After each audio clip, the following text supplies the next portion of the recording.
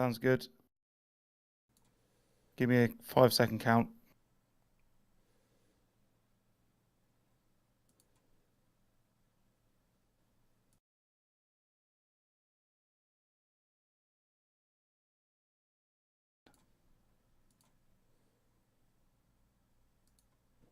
And we are live. We are live. We are. Welcome to the Virtually Rek't podcast. I am Mac In VR, and the legend on my side there is Shooey from PowerOnVR. So we've got lots and lots of stuff to talk about today. But the first thing we have to talk about is what you drinking, Shooey? Today I am a mixture of Brewdog Puppet Master, which I have not tried, but it's a IPA, so I'm happy. But my wild card for tonight is Fierce's Maple Pancake Beer. Oh my god! It can't be as bad as that. What was that one you had that was actually quite gross? Chocolate. Oh, the chocolate stout. Yeah. Yeah. That was interesting. What are you drinking, Mac? Because I mentioned it on Saturday and you've never tried it. That is Wainwright's Golden Beer. Oh, it is beautiful. Mac joining the dark side rather than the usual Mac juice. No, he's got the Mac juice. Of course, I've got the Mac juice. Well, let's start off with the Puppet Master. Get us eased in, and then we will try this weird pancake vegan weird mishmash. We have Paradise Decays in the chat, Surjical's in the chat, Weeble's in the chat, Obscure Nerd is in the chat, and Mike GC is in the chat. Right. And OG Madagascar is in your chat as well. Hey guys, how is it hanging? How you hanging, dudes? Right. Now, so much stuff. So many things. Now, I had a small get-together of friends on Saturday, and Mr. Shooey from PowerOnVR drove for 4.5 hours after doing a 12-hour shift to come and see me. Oh, I did. We got to actually do the whole handshaking thing. Yeah. Actually, feel each other's vocal vibrations into our own ear canals rather than this virtual, nonsense that we keep going on about. Was somebody saying it's happy? Is it Weeble's birthday? Weeble's birthday? Is it Weeble? If it's happy your birthday, Weebs. Frickin' birthday, my guy. If it's your birthday, give us a shout out. Whoa. Oh. Yes, so I went to go and visit Mac. I got to have a look at the infamous Mac Cave. It is as glorious as you would imagine. And he didn't get knocked out, and he isn't still in the Mac Cave, which is very unusual for anybody entering the Mac Cave. Yeah, I only spent about a day of the roughly day and a half that I was there actually in the Mac dungeon. Yeah. Eventually I managed to escape with the help of my trusty ProTube, sort of wedged in the bars. Right, it is Weeble's birthday. So, happy birthday, young sir. Indeed. What a glorious, glorious birthday. What a glorious day for a birthday. Yes. Just so happens to sit on Virtually Rek't o'clock. Virtually Rek't o'clock, yeah. We actually did that just for you. Right, no, that's the whole reason we switched over the days. Yeah, it is. Yeah. We've got so much to talk about. I'm going to start off with a very significant figure. Significance. Significant figure. So we have spoken about Meta's dominance of Steam VR, because over 60% of all Steam VR headsets are actually Meta headsets. And last month, the Meta Quest 2 by itself accounted for nearly 50% of all Steam VR users. And I believe every single number of it, because it is It's a perfectly priced Steam or PC VR headset. Yeah, absolutely. I've said it before. You've said it before. We'll carry on saying it. $300 is perfectly priced in order to attach your already expensive gaming machine to your headset. Yeah, yeah. I mean, I think with what's happened to me, people might think I'm down on Facebook. Well, I'm down on Facebook. I'm down on Meta, but I'm not. I actually love my Quest 3, Quest 2. I didn't just leak the Quest 3 there, did I? Or have we just found out that Mac is secretly beta testing the Quest 3? If he did, he hid it in his house very well. Yeah, yeah, I did. Yeah, so it's so I think now with that, because it was like a massive jump. I think nearly 70% of all headsets on Steam are actually now Meta products, which is crazy. Considering Valve have their very own hardware, right? Yeah. On their system, Steam, which is owned by Valve, in case, some of you didn't know that. I expect every one of you to know that. But, it's Valve. They created the Valve Index, right? They have their own hardware, and yet their own platform is dominated by the Meta Quest 2, the Oculus Quest 2, whatever you want to call it. That's pretty insane. I'm not saying that Valve are trying to compete, because they are completely separate and different machines. Absolutely. Yeah.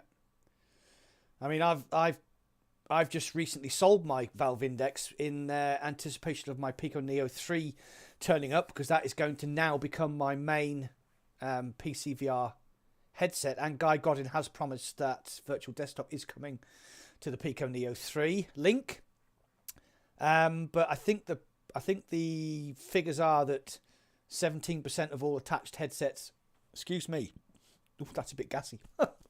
17% of all attached headsets are Valve Indexes, which is not bad considering they're quite a small manufacturer, as it were. They're a gigantic company, but and they're a very expensive headset. It's £1,000, and it still is £1,000. And I sold my 2-year-old Valve Index for £700. So that's how much value there is. And I was wondering, if I'd put the price up to $750 or $800, I probably could have got that. So, whew. So as far as this kind of segues nicely, actually, it's something I wanted to discuss tonight. Yeah. Was to do with the Pico Neo 3. Okay. Yeah. Is it the Pico Neo 3? Whatever the one is you've purchased. The Pico Neo 3 Link, which is basically the Pro without the eye tracking and face tracking. Yes. Okay. Right. So that's what I wanted to talk to you about. Okay. So you have obviously not tried the Pico Neo 3 Link. I have not tried it, and almost no one, in fact, has tried it at this point.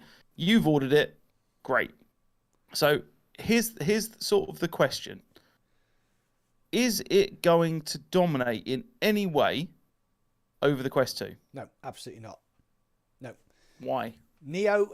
Pico have actually admitted that the Neo 3 is a beta. They want to get their software right. They want to get their customer service right. For the Western market, I mean, the Neo 3's been out in the Eastern markets for quite a long time. But obviously the Western audience is a different audience. They are planning on bringing out a Cambria rival before Cambria arrives. Try to say that quickly. I mean, that's pretty insane, because a Cambria rival before the Cambria arrives. At the moment, we are slated for September, October release of Cambria. Yeah. That's what all of the insider leaks have given us at the moment. Yeah. But they are committed to bringing Cambria out this year. Yeah, so they've got up till December, which then gives, I mean, Pico have to be completely on board with the idea. If they want to beat Cambria, they have to have one out by August, September, right? Yeah, absolutely. That's a given. Here's the thing, though, and this isn't a like you've already said, it's the Neo 3 Link isn't going to outdo the Quest 2. No. Fine. Here's the thing from my point of view, though. the Quest 2 specifically, over the last 2 years, 18 months, probably 20 months at this point, I think. Yeah, I think so. Has evolved. It's not the same machine that it was when it first came out, and the reason for that is the software updates. Absolutely, yeah, absolutely. And we've been given some interesting things, like we've been given hand tracking, and we've been given all of these different sort of home environments with improvements for there. We've been given all sorts of quality of life upgrades, including Airlink came out.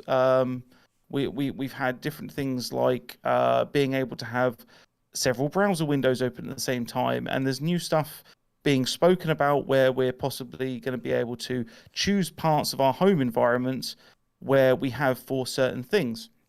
Now, specifically, that's more slated for Cambria, and I'll explain why in a little while. Yeah. But because we have all of those things are part of the Quest ecosystem. Yeah. They are part of Quest OS.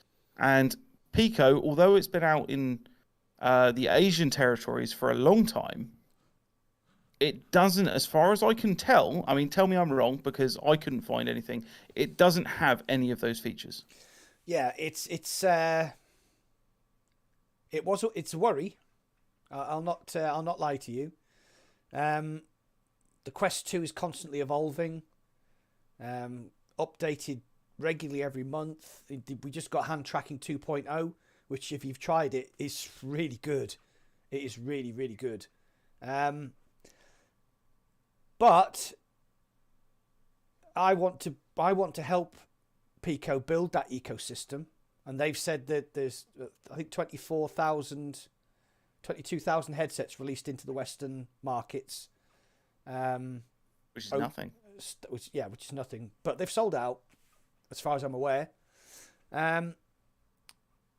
So if Pico actually do what they said they're going to do, which is to come and say, right, what do you like? What don't you like? You know, I want virtual desktop on Pico. I want the hand tracking to be as good as the Quest. The UI on the Quest is super slick. It's, you know, these are all the things that I want to help build, and then I want to get my 35% discount off my Cambria rival. Yeah, so from your perspective then, is there even if it's a modicum of altruism towards expanding the VR manufacturing market? Yeah. Oh, basically sorry, trying that was a question. That was a question. Sorry, yeah, I missed the question mark at the end. First thing I'm going to say is you've got to remember that Facebook can't sell the Quest 2 in China. Yeah. Yeah. Pico can sell the Neo 3 in China. Pico can sell the Neo 3 now in the Western markets. So, from what I understand, though, the Asian markets aren't huge on personal ownership of headsets. They are more likely to go to arcades. Yeah, you mentioned this to me, and that was quite unusual. This might just be a cultural thing. I remember Nathan. I think it is. Yeah, I think Nathan was in. He'd been invited to Beijing, and he went to an arcade and played VR in the arcade, and I was like, "That's really bizarre." But you know, he was in the shop, and there was Pico Neos on the shelves. So they've been doing this for longer than Facebook have, which is actually, I'm going to make a quick note there because that's something I want to talk about. That Pico are an older company than Oculus. Is that the okay? I did not know this. Pico, I assumed that Pico were younger. No, Pico have been around about the same time as Oculus before Facebook bought it. That's interesting. Yeah. I think they all emerged about the same time when the technology sort of settled down and you could actually get like virtual reality headsets that didn't make people feel sick as soon as they put them on their heads. Do you think, and this is obviously all hypothetical because neither of us are going to know the answer to this. Yeah. Do you think if Facebook, and I say Facebook because this is going back in time, do you think if Facebook hadn't have made it mandatory to have a Facebook account linked to your Quest, that they would have been able to sell the Quest in China? No. No? No, I don't think so. I mean, China have really said that it's been sort of a giant like fuck you Facebook from China forever and a day. Like they really dislike that particular social platform, which is why China has its own versions of basically everything. Yeah. Yeah. Including the Mini. There was a great thing on Top Gear, and they were describing the Chinese knockoff of the Mini, and the way they described it was it looked like somebody had seen a Mini, had drawn it from memory, and then faxed it to somebody in China, and it just that's what it looked like. It was all like was it good is the question. No, it wasn't. It was terrible. Because, I mean, just so that we're clear, right, we're not directly comparing, but it did sound like you were directly comparing and creating a metaphor for the headsets there, where China had taken a picture of the Quest 2, drawn it, and then thrown it to some other manufacturer to make. Yeah. Well, which, to be fair, the controllers for it look, in my opinion, the controllers for the Pico Neo 3 Link look god-awful. Yeah. They're actually made. Oh, excuse me. The Quest 2 and the Pico Neo 3 are actually made in the same factory. Nice. Sorry.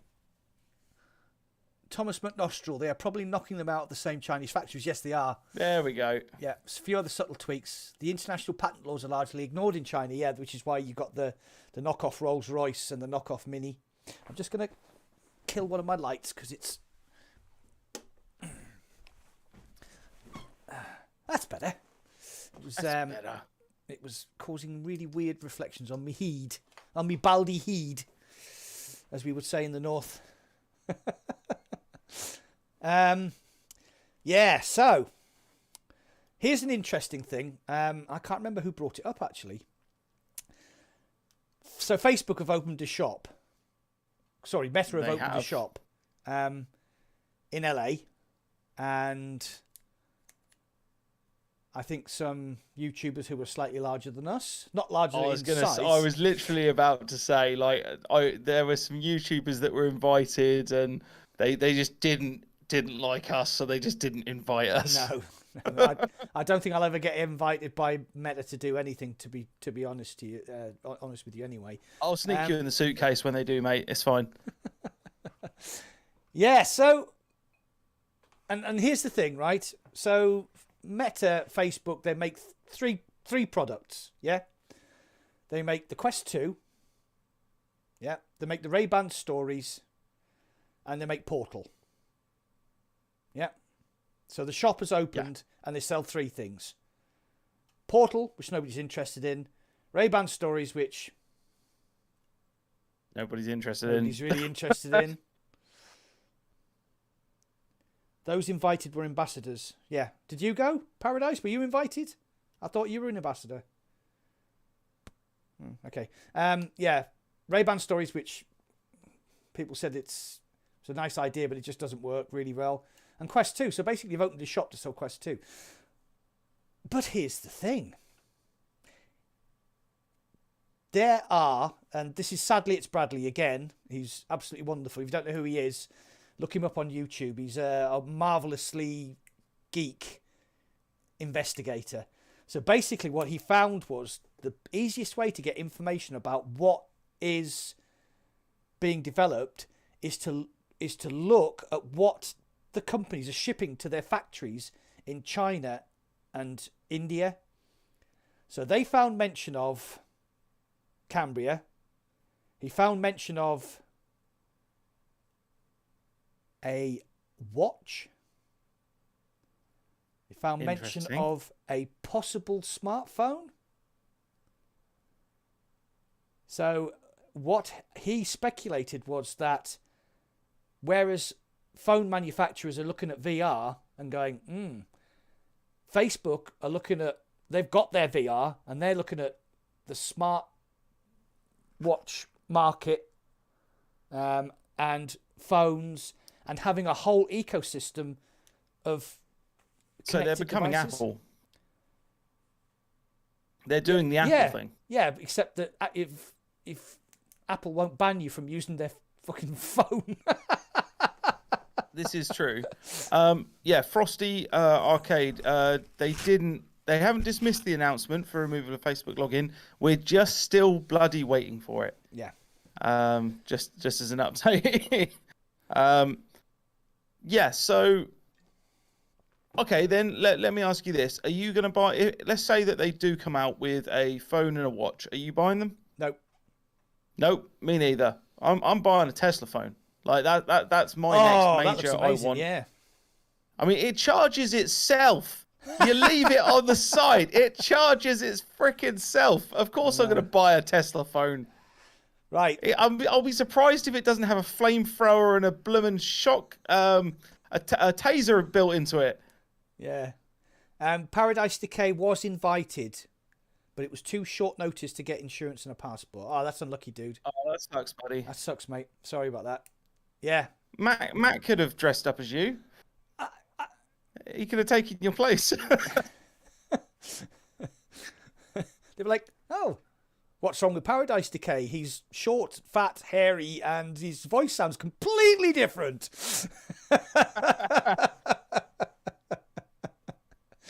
It's fine. It's fine. It'll be fine. So yeah, actually, it was a really great point that that they've opened this shop as a sort of storefront, and apparently has a very amazing setup for mixed reality, and you could the screen looked phenomenal, didn't it? You try the Quest on, you play a game, they make a video, mixed reality video for you and send it to you, which is. That's a marketing genius idea, that. So you'll be going around with your phone going, this is me playing in VR, isn't that amazing? Or whatever, yeah.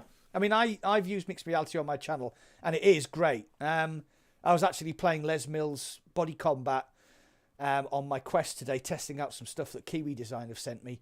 And so I was native on the Quest in mixed reality, and it's incredible. I love it. Yeah, so that's a great way to advertise your product.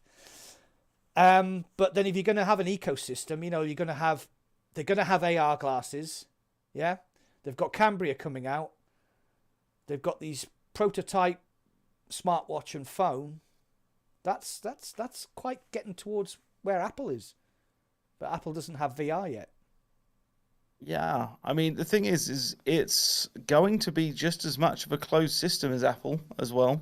Yeah, absolutely. I have a feeling that like Meta OS or Oculus OS or Quest OS, whichever naming scheme they decide to go for, I think they would be silly to call it Meta OS. I think they would be better calling it Quest OS, just from a marketing perspective. Yeah. But yeah, that is going to be. The comparison is going to be against iOS. It's going to no longer be a two-horse race between Android and iOS. Yeah. It will be Android, iOS, and Meta. Yeah. Fuck them, I'm not buying it.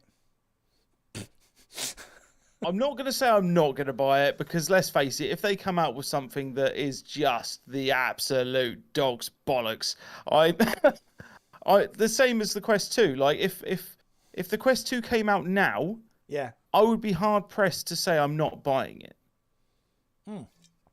Absolutely. Yeah, absolutely. And it's the same with the watch and the phone. Like I actually do need a new watch. Unfortunately, mine got smashed at work. If anybody from Meta's watching. Yeah, if anyone wants to send one for me to review, if it links to the Quest in any way, yeah, shoot that shit over, man. I'll give it a go. There's a reasonable chance it's going to get smashed. Oh my because God. I am a klutzy bastard. Thomas McNostril in my chat has just made the best comment I've seen for a long time. Why not call it Facebook OS shit? Yep. Tesla phone automatically finds its way back to you when it's lost. No, that wasn't the best one. A Tesla phone can also dig 200 meters of underground tunnel per day. You'd have had your own underground system in a couple of years. Yeah. Yep. What's that crazy thing he's building in California? Hyperloop. The magnetic the underground train. Yeah. Fuck. Yeah. Yeah. Awesome stuff. Hey, Clicks, how's it going, my dude? Hey, Clicks, how you doing, mate? So, I really want to keep talking hardware, but I would like to break from the hardware slightly. Yes, we'll come back to hardware. We'll come back to hardware because there's a lot of hardware to talk about. I would like, actually, as a segment, to have and I want the viewers to jump in on this as well. So we'll do it as a two-part segment. What have you been playing, Mac? What have you been playing in VR? And you, viewers, let us know what you guys have been playing as well, because you never know, it might be something we haven't tried, and I might be interested. Yeah. Right. So, two things happened to me this week. Oh, it's Monday. 2 things happened to me last week. Well, 3 things happened to me. I met Shooey in real life. It was so lovely. So 2 things happened to me in VR that actually made me remember why I love VR. The first one was with Surjical Gaming, who's in the chat. If you don't know who he is, check out Surjical Gaming VR on YouTube and subscribe to his channel. His channel's small, but his heart is big. His content is good. For the size of his channel, he makes some good stuff. Excuse me, I'm not going to have that beer again on the podcast because I keep burping. You just can't deal. You can't deal with the bubbles, man.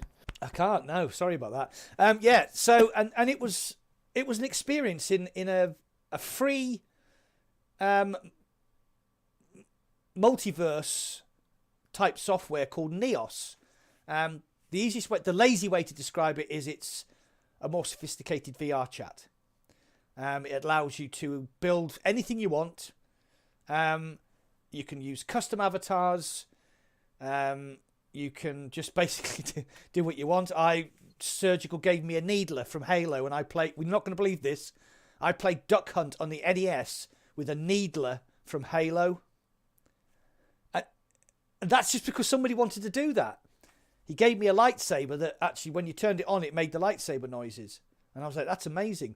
Then he gave me another lightsaber that when you waved it about, it made Michael Jackson ee-hee noises. It's just mad. But the thing that absolutely blew me away was somebody has built an 8-story cinema. And this cinema has 8 screens. It has IMAX screens. It had real 3D screens that you don't need 3D glasses to watch. We watched a bit of that. What's that Aliens film with Noomi Rapace?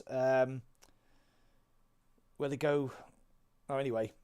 It's a continuation of the Aliens franchise, but it wasn't called Aliens. And we watched that in 3D. And I was like, oh my God, I went into it.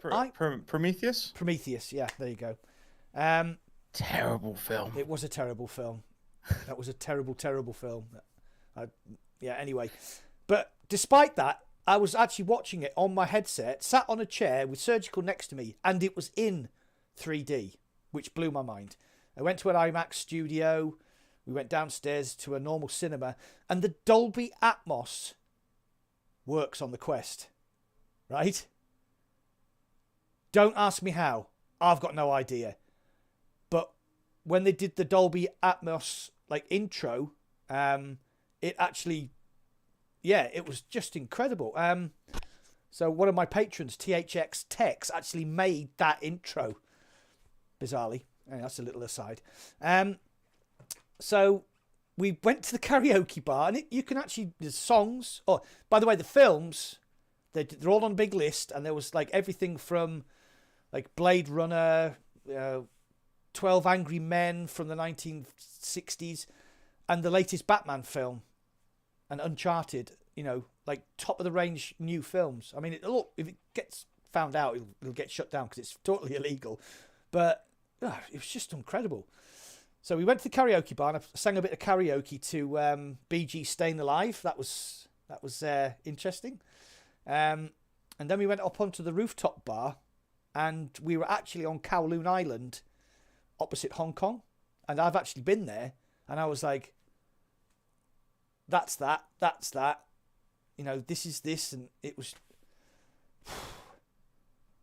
I was blown away by how good it was. So, like a world builder. Yeah, so that was what I played with Surjical. I have got another game I want to talk about, but obviously I've been talking for 5 minutes. So what have you been playing? No, I've been meaning to get in and play Neos for a while. I really need to. It's been on my list for at least 4 months now. Something to explore, and I just haven't found the time. Yeah. So Serge, if you want to give me a tour at some point, buddy, I'd appreciate it. Maybe we could do a meetup or something, just like just a Rekin Krew meetup. That'd be pretty sweet.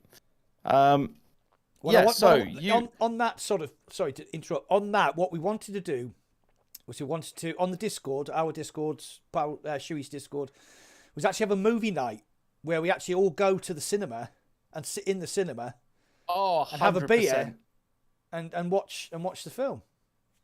I'd be very much up for that. We could organise just once a month a movie night for the Rekin Krew. That would be amazing.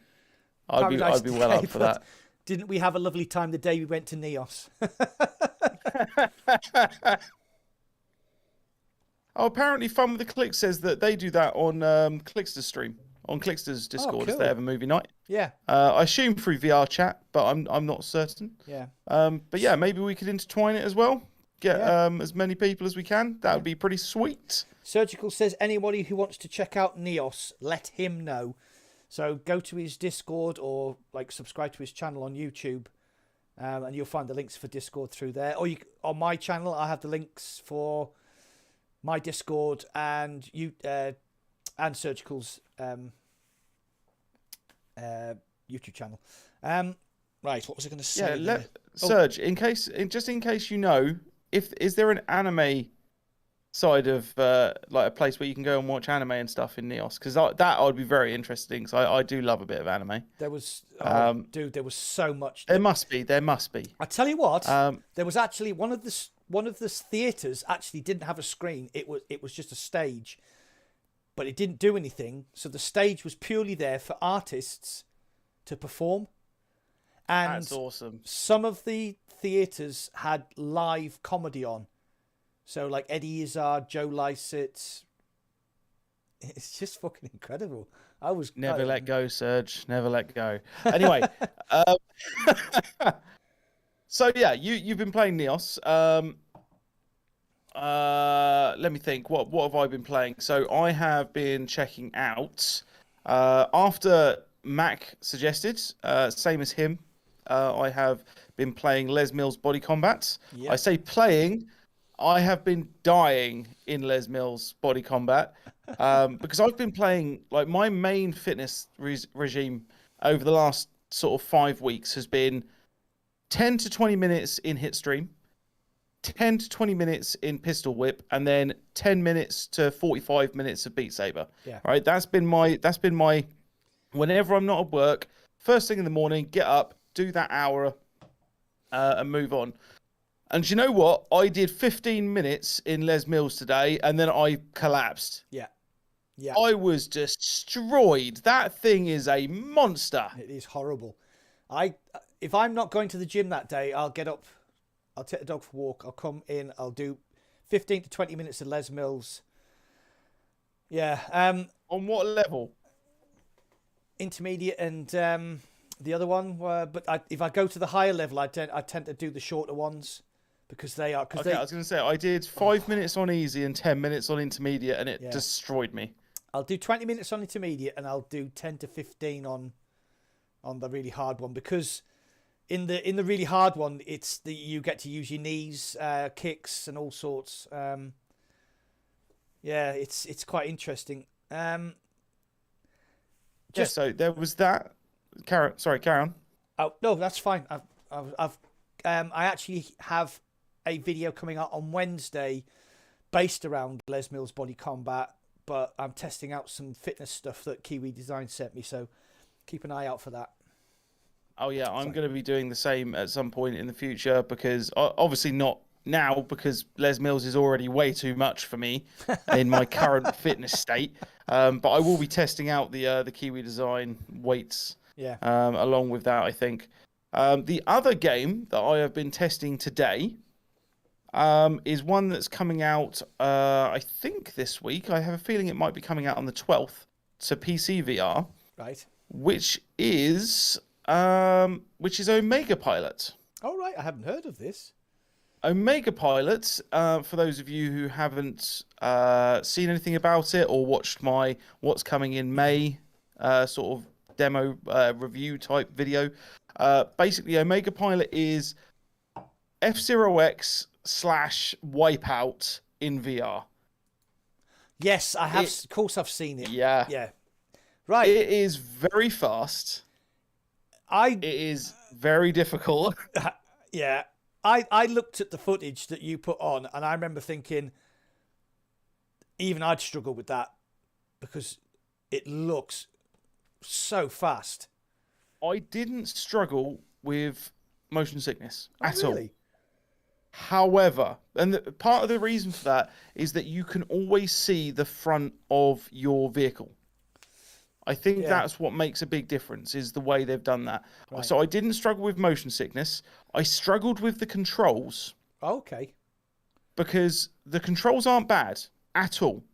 I don't think the controls are terrible at all. Yeah. What I do think is that they're one of these systems where it is going to be really shit until you master it, and then it's going to be absolutely phenomenal. Yeah. Because it treats your right controller as a HOTAS. Ooh, right, okay, yeah. Which is theoretically great. The problem is... So here's how I mean by that. If you can sort of see my hand. In fact, I could just grab a controller. Right, okay, so here's Quest controller. Okay. So, you've got pitch. Yeah. You've got whatever this one is. That's roll. I want to say yaw. Roll. It's roll. No, yaw. Yaw is this. Yeah. So right, you've got yaw, and then you've got. Oh right. Roll. Okay. Okay, so you've got all three axes directly on here. So it's kind of like a HOTAS, but obviously you've got the ability to do this, and that adds a lot of technicality that I was not expecting. All right. Because I was really struggling to do this without doing this, because you're not in a fixed position, but also you've not got any feedback, because you've not got something like a HOTAS has. It has springs and stuff in it that brings it back to a position, which means that the further you get, the more you can feel how far you've moved over. Yeah. So this would definitely be a game that would be 100% improved by a HOTAS. Okay. In my opinion. However, I loved it.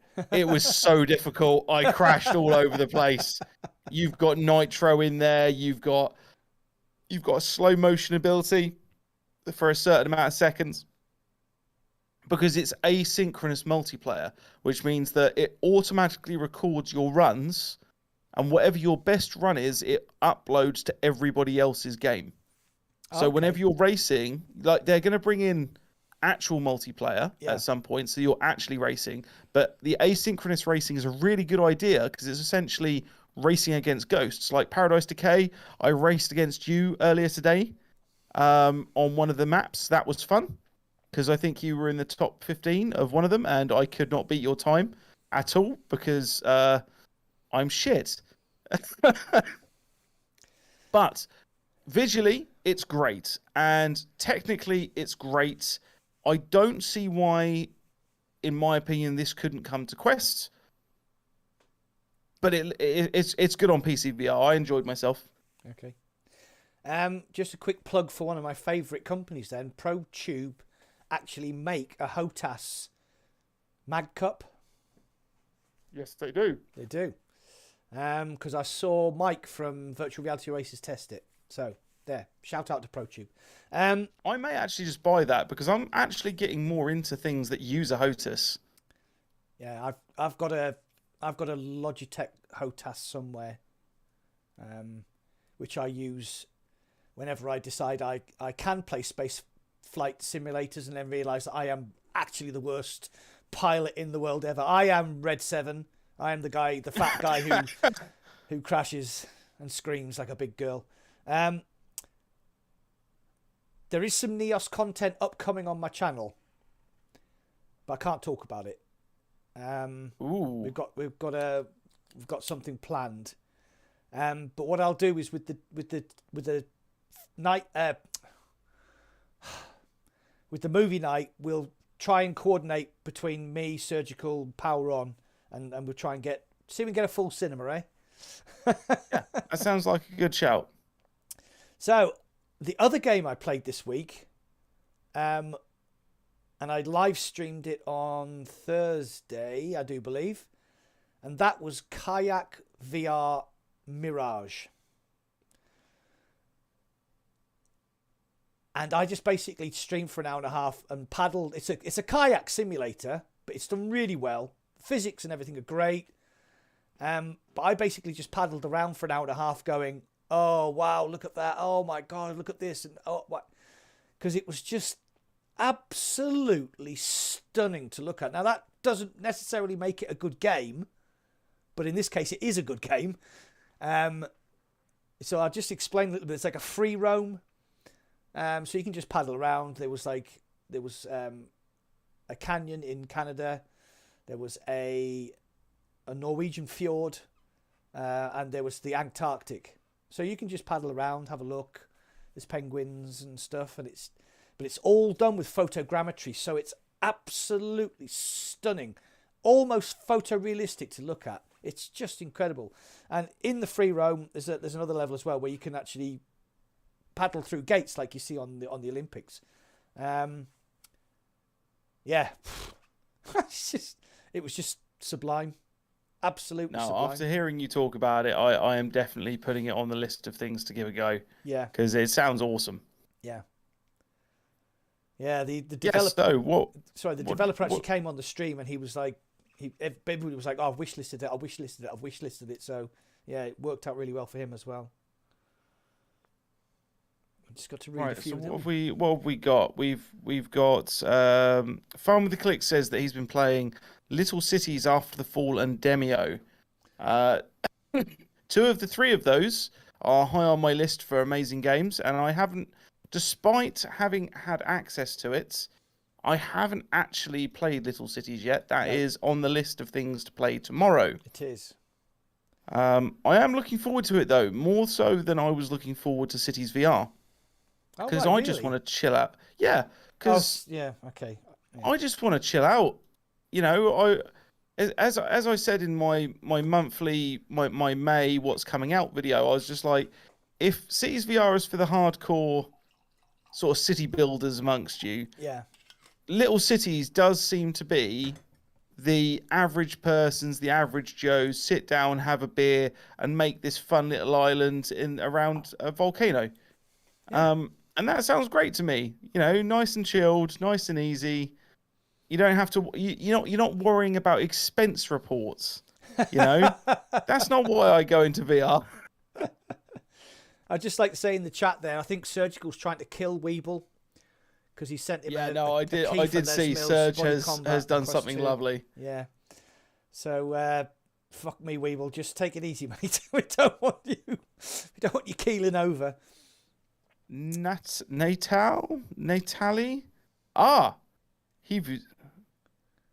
Or is that Fusilio? Fusilio, hopefully. I might be wrong. Crazy Italian.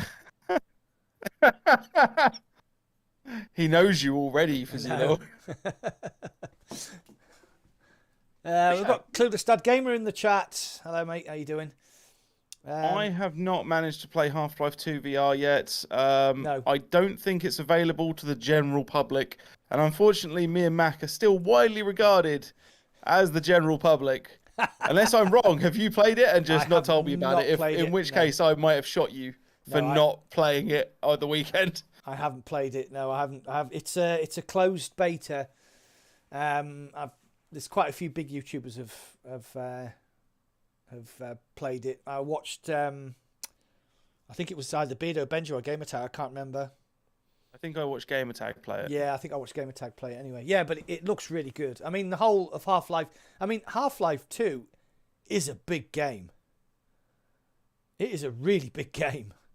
I don't mean like for the, its sort of magnitude. I mean the size, the length of the game, the campaign.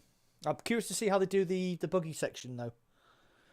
Yes, the buggy and the hovercraft. Yeah. But yeah, like as long as I can actually pick up barrels to put underneath a cage in order to make a ramp, so that if that's a viable thing to do in VR, I'm a happy bunny. Yeah. I am a happy bunny. Plus, I just want to kill more different types of combine. Clueless Dad Gamer said he was lucky enough to get in. You git. Ooh. So how is it? Is it as good as everybody says it is?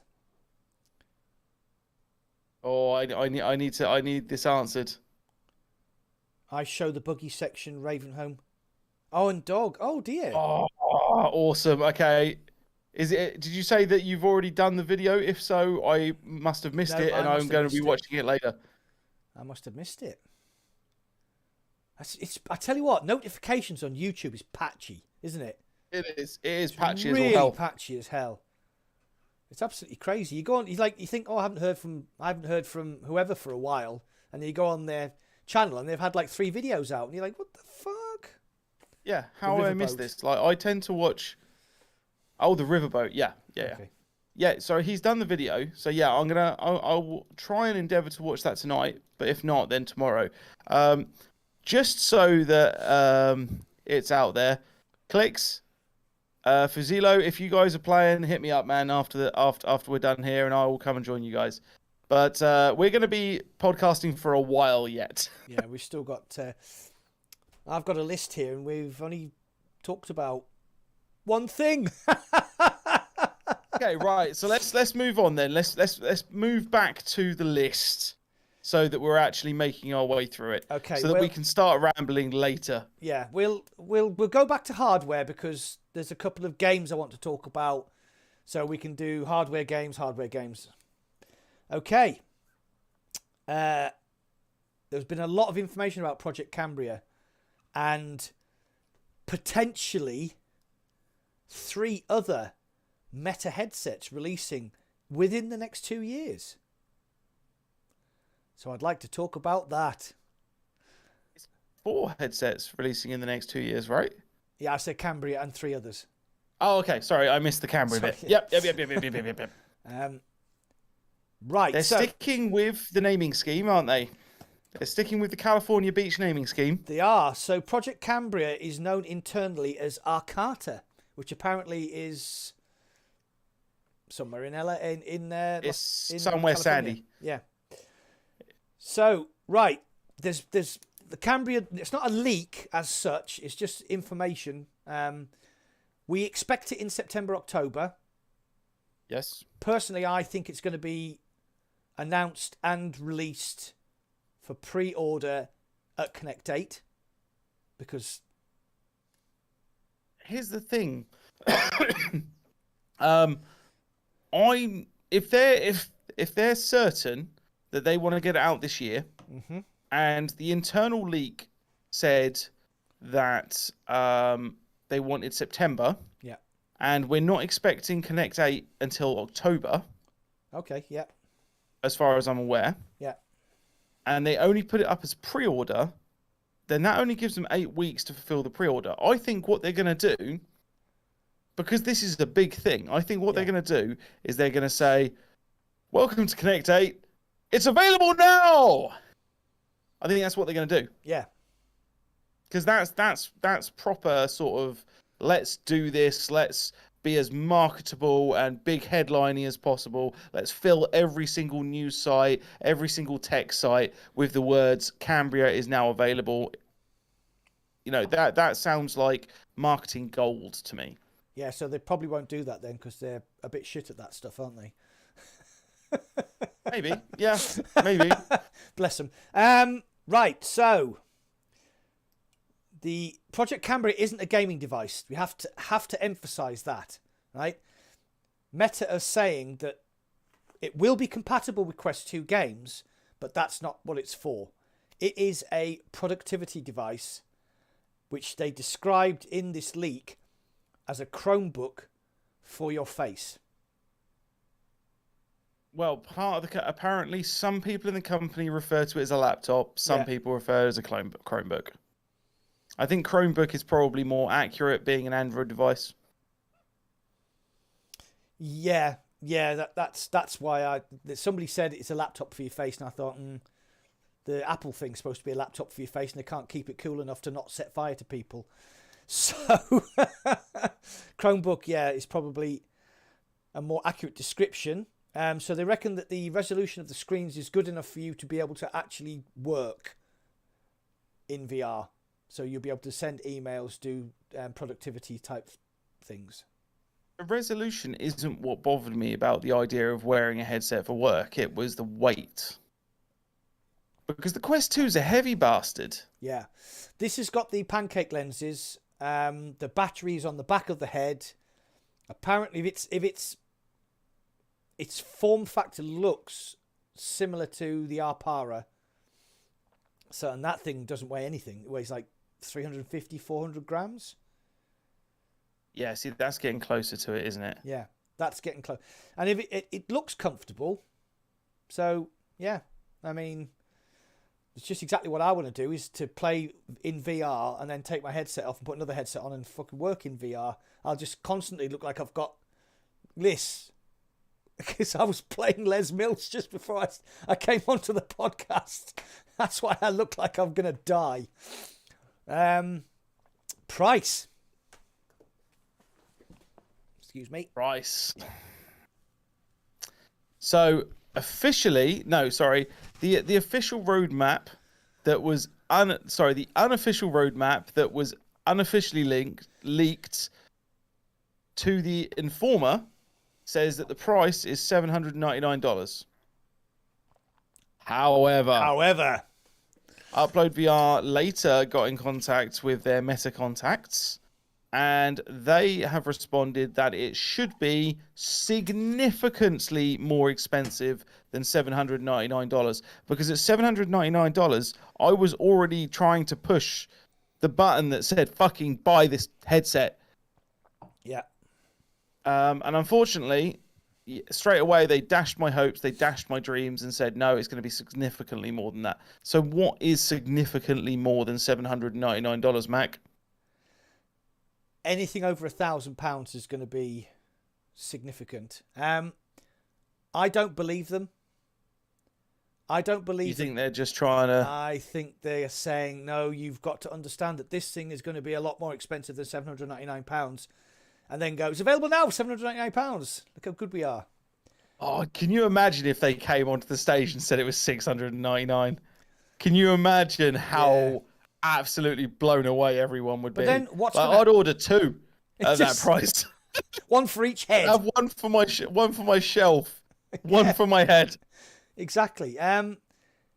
If they do launch at $799, then what's going to happen is the people who have got Quest 2, who are enthusiasts like us, are going to go, fuck, I'm having one of them. For that screen resolution, that tiny battery, the battery, the tiny form factor, those cool looking controllers without the ring because they've got cameras built into them. There's a possibility that they're working on doing full body tracking by using the cameras in the controllers.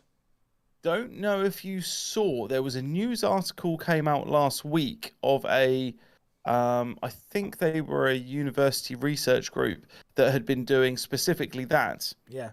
And they showed how exactly the full body tracking worked from the cameras and how they picked it up and how the AI went about actually piecing the image from the headset and the image from the cameras together in order to create the bone structure for it to then say, here are your legs. And And like, if I didn't already think that Meta were already developing this exact same technology, which I do 100% think that they already well into this, I would have said that those researchers would have been bought out within minutes. Yeah, absolutely. I'd just like to point out here that Paradise Decay is an Oculus ambassador, and he says in my chat that he hasn't heard anything official in Meta channels about these new headsets yet. So this is all speculation. So what he's saying is that he's heard unofficially. And he can't say anything or he'll get banned. Well, yeah, actually, so we're completely under the impression now, PD, that you have every bit of information going, but it's all unofficial. I'm convinced that actually PD is sitting there watching this on a Cambria. There you go. On two Cambrias, one for each eye. One for each eye. Clueless Dad Gamer says, it's quite a good point, actually. I'd love to get those controllers for the Quest 2. Yeah, it's not going to happen. It's not going to happen. There is going to be something to do with the full color pass through that will be taking note of those particular controllers. Yeah. The thing is, with the controllers that I like more than anything else is that they come with a charging station. Yeah. Yeah, that looks quite cool. I've actually got a Quest 2 charging station set right here in this box that I need to have a look at some point in the next couple of days. But it's only for the controllers. And you have those lovely Kiwi design grips, don't you? I do. Hang on. These are my lilac ones at the moment. My favourite colour, because I have them in black as well. Yeah, there we go. There is the black version. There is the lilac version. The lilac version is obviously much better. Yeah, they are pretty sexy. Very comfortable. These things are. I mean, I'm not sort of trying to ruin my review, but I've just ruined my review. Right, so Stinson and Cardiff.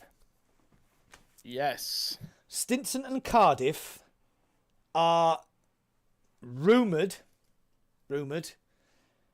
to be the Quest 3 due for release in 2023, and the Cardiff is a Quest Pro or a Quest 3 Pro rumoured to be released in 2024. So like an Xbox Series S will be Quest 3, and the Xbox Series X will be this Quest 3 Pro with the higher, not sort of Cambria levels, but maybe with face tracking, eye tracking to get this foveated rendering in. Very, very exciting. A Quest 3 in 2023, probably at $300 with a high resolution screen. Yeah. Maybe an Qualcomm XR3 chip, if that thing does exist. Because we know already that Cambria is using the same chip as the Quest 2. Yes. As far as everything that I've seen so far, it's using the same chip, but it's having the upper limits removed from it. Yeah. I think this back in Connect 7, John Carmack said that if you ran a Quest at full clock, it would match a Quest 2. And he said if you ran Quest 2 at full clock, it would match current gen PC VR, which is a big statement. I'm calling bullshit on that one. No, they hit technical limits for cooling. They can't run everything what I'm saying, full clock. Even at full clock, I'm calling bullshit. You can't say that about John Carmack. I'm sorry, Mr. Carmack. Absolutely lick my butthole on that particular statement. There is no way. Absolutely no way. Like there are so many other things that come into play with that particular statement that I don't think you can make it in any sane way. Well, I trust the man, because he actually said, he says, I want somebody to show, because they said they won't do it because of they're concerned about it overheating. He says, I want somebody to stand in front of me with a Quest 2 running on full clock, and I want to see if it explodes. And that's what he actually said. Yeah, which is a fair statement, and I completely agree. Test the shit out of it, right? However, who was it? There was somebody last year that water cooled a Quest 2. Thrill. It was Thrill. Thrill Seeker, yeah. Wait, what did he get out of it? Do you know? Or was it just? It was just. Or was it just to see whether you could? Oh, okay. That's more boring. This is the thing. So I've been meaning to go back and watch the video. Yeah, I think he did the side quest overclock of the CPU and GPU to level 4. Okay, which my Quest can do anyway. Yeah. My Quest can't. I'm pretty sure my Quest is actually slightly defective. Hey, Dancing Man, how you doing? We need a giveaway. Giveaway of what? I've got no money. I'm retired. Can't give stuff away. I need to keep it for myself. You have plenty of little bits and bobs sat around there. Yeah. Paradise Decay's actually made a very good point there. Overheating is the reason for Apple VR to be put back. And I think we've already mentioned that in the stream, haven't we? Yeah. The podcast. Yeah. Yeah. They basically put an M1 chip into their headset, and now they can't cool it. So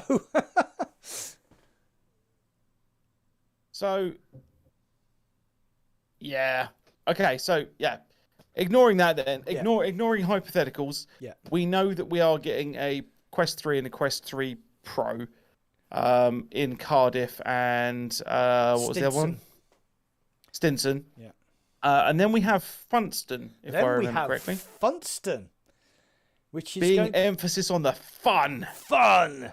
Like Stinson. It's a good job they didn't call it Clitterville or something, then, isn't it? Because then it'd be I should have had it lined up when you were talking about Stinson. I should have had the Barney Stinson song lined up. That would have been fucking perfect.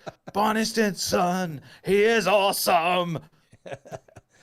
Right, so 2024, as well as the Quest 3 Pro, which, this is all speculation, but it's come from people who are much more intelligent than us. The Cambria update is codenamed Funston, and is due for release in 2024, which seems about right. A 2-year cycle for the headsets at the moment. Well, the thing is with this with this leak, that we are getting 4 headsets between now and 2024. Yeah. What this essentially means is, and I've said this in a previous video for those of you who have seen it, we are now moving to the mobile phone, the cell phone, the smartphone industry release standard, which is that you release your flagship, and in that case it's going to be like they're in the reverse, right? Because usually you would think that the most heavy one, the heavy hitter, was going to be their flagship, which in this case would be Cambria. What actually is the case is that the Quest 2 is their flagship, and Cambria is like their S model. Yeah. So they're doing a reverse smartphone release schedule. Yeah. And I think the biggest reason for this is to keep Meta's name relevant in the space, as relevant as they possibly can.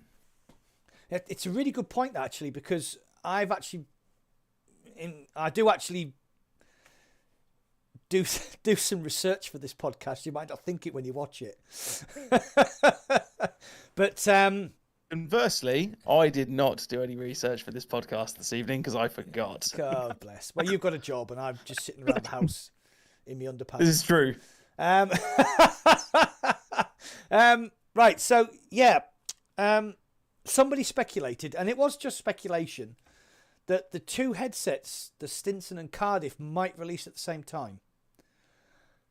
And the Cardiff is going to be the flagship, and the Stinson is going to be the less capable version. Then that's a dangerous game. That adopts. Well, no, Xbox did it with the Series S and the Series X. Yeah, they did. And how did that go for them? It didn't. Well, apart from the fact they couldn't make as many. Yeah. I don't remember being that happy ending. No. The last happy ending I had was 1947. Really, yeah, Grandad. we need to move away. That was a long from time that. ago. Yeah, but it's only 8 o'clock. Right. Thomas has just said max research equals shed plus Pornhub. How? Is he looking at my computer? More importantly, though, Clueless Dad Gamer did put maybe we will get contracts for VR headsets. If they keep becoming more and more expensive, Yeah. I can definitely see that being a thing. Yeah. Pay £30 a month for your contract. Get your headset bundled. 2 Game years Pass, down the maybe. line. 2 years down the line, they release another headset. You just roll over. You trade your old headset in, you get your new headset. Yeah, I could see that. I could see that eventually becoming a thing. Yeah. Moving to a subscription model. I mean, as much as it's a different kind of idea, but going back to the Xbox, you're saying that how many Xboxes have they sold? They don't make money on Xboxes; they make money on software. Yes, so what this is they've true. done, which is very clever, and we have talked about this before, is that I don't have an Xbox. Oh my God, Master Chief has spoken about this. Master Chief. Podcast we've spoken about Master Chief in one way, shape, or form. But he's got look. My Master Chief actually has the invisibility shield. That's pretty cool. Yeah, that is pretty cool. I didn't know that was going to do that. That's really cool. Right, so anybody who doesn't know, I'm a massive Halo fan. I'm a massive Xbox fanboy. Really, Mac? Yeah. I never bought the Xbox Series X, which is the first time in 20 years I haven't bought the Xbox console on launch day. So what they've done, which is really clever, you have Xbox Game Pass, you pay £25 a month, $24.99 a month, and you get access to Xbox exclusives, other Xbox games. Sometimes a new game will release and it might not get onto Xbox Game Pass for 6 months or so. Oh my God, what is it like? I'm now literally about to crack it open. Okay. Yeah, so if you buy an Xbox controller or have a Bluetooth controller, you can now play Xbox games on anything, your phone, your tablet, your PC. And that's actually how I now play. So that might be the reason that Xbox haven't sold so many consoles, because they're moving away from that model. But we don't know how long, we don't know how well it's doing. I'm guessing it's doing really well because they've just bought, did they just buy Bethesda? They've bought everyone. Fuck. They've basically bought Sony at this point.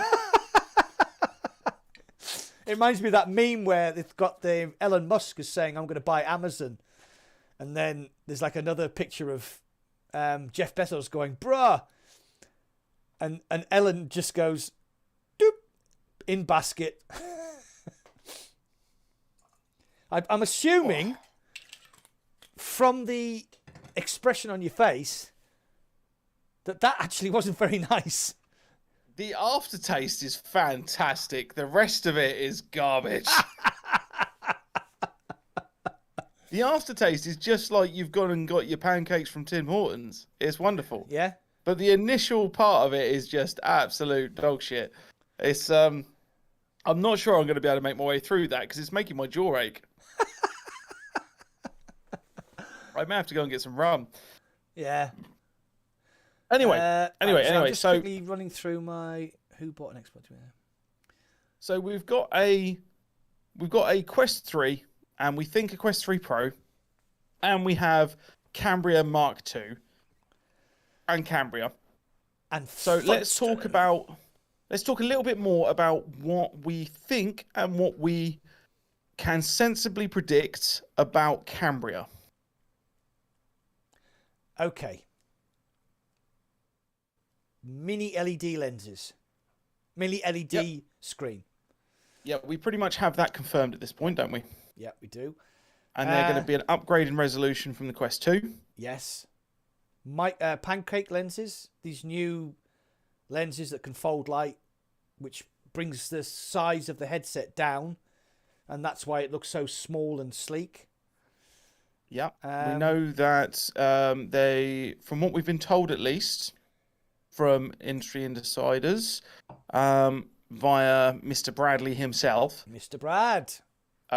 They don't have a shitty IPD setting like the Quest 2. We're going back to the same kind of thing as the Quest 1, where it was a slide or something similar rather than a 3-point setting, which was a fucking terrible idea. I don't know who decided that was a good idea, but absolutely screw that person. Trunk monkey. I am bang in the middle of 2 and 3. Yeah, exactly same as me. And I am slightly more comfortable at 2 than I am 3, but it's not great. Like, I've actually considered pulling my Quest apart and pulling out the clicker and jamming blue tack in order to get it between 2 and 3. That's how annoying that IPD setting is. But they're as far as we know from the renders that we got, it does look like we're getting sliding movement again, which is nice. Yeah. It would have to be, actually. It's a work-based thing. Like, can you imagine being stuck between IPD settings? Yeah. If you're using it for work? Absolutely no. No, that would damage your eyesight. The Vario Aero, I mean, hugely expensive, like £2,500, has automatic IPD adjustment where it actually looks, it actually has little motors that and then set. Yep. Okay. Do you know what I would like? And this isn't going to happen, but do you know what I would like? And it will probably help you as well. I obviously wear glasses to read, and I have a slight distance prescription. Oh, how about a diopter where you could actually put in your prescription for your glasses, and the lenses. Yep, which would be fine for people without stigmatisms. So I'm fucked either way on that one. Right, okay. So yeah, it would help to an extent, but I have, for those of you who don't know, astigmatisms. Basically, it creates an angle of my eyes where, imagine instead of being a circle, my eyes are rugby ball shaped, which kind of sucks. But yeah, so yeah, no, I agree with you though. That would be pretty sweet. I've heard of other headsets that I don't think have come to big market. This crazy Pimax thing is supposed to have it.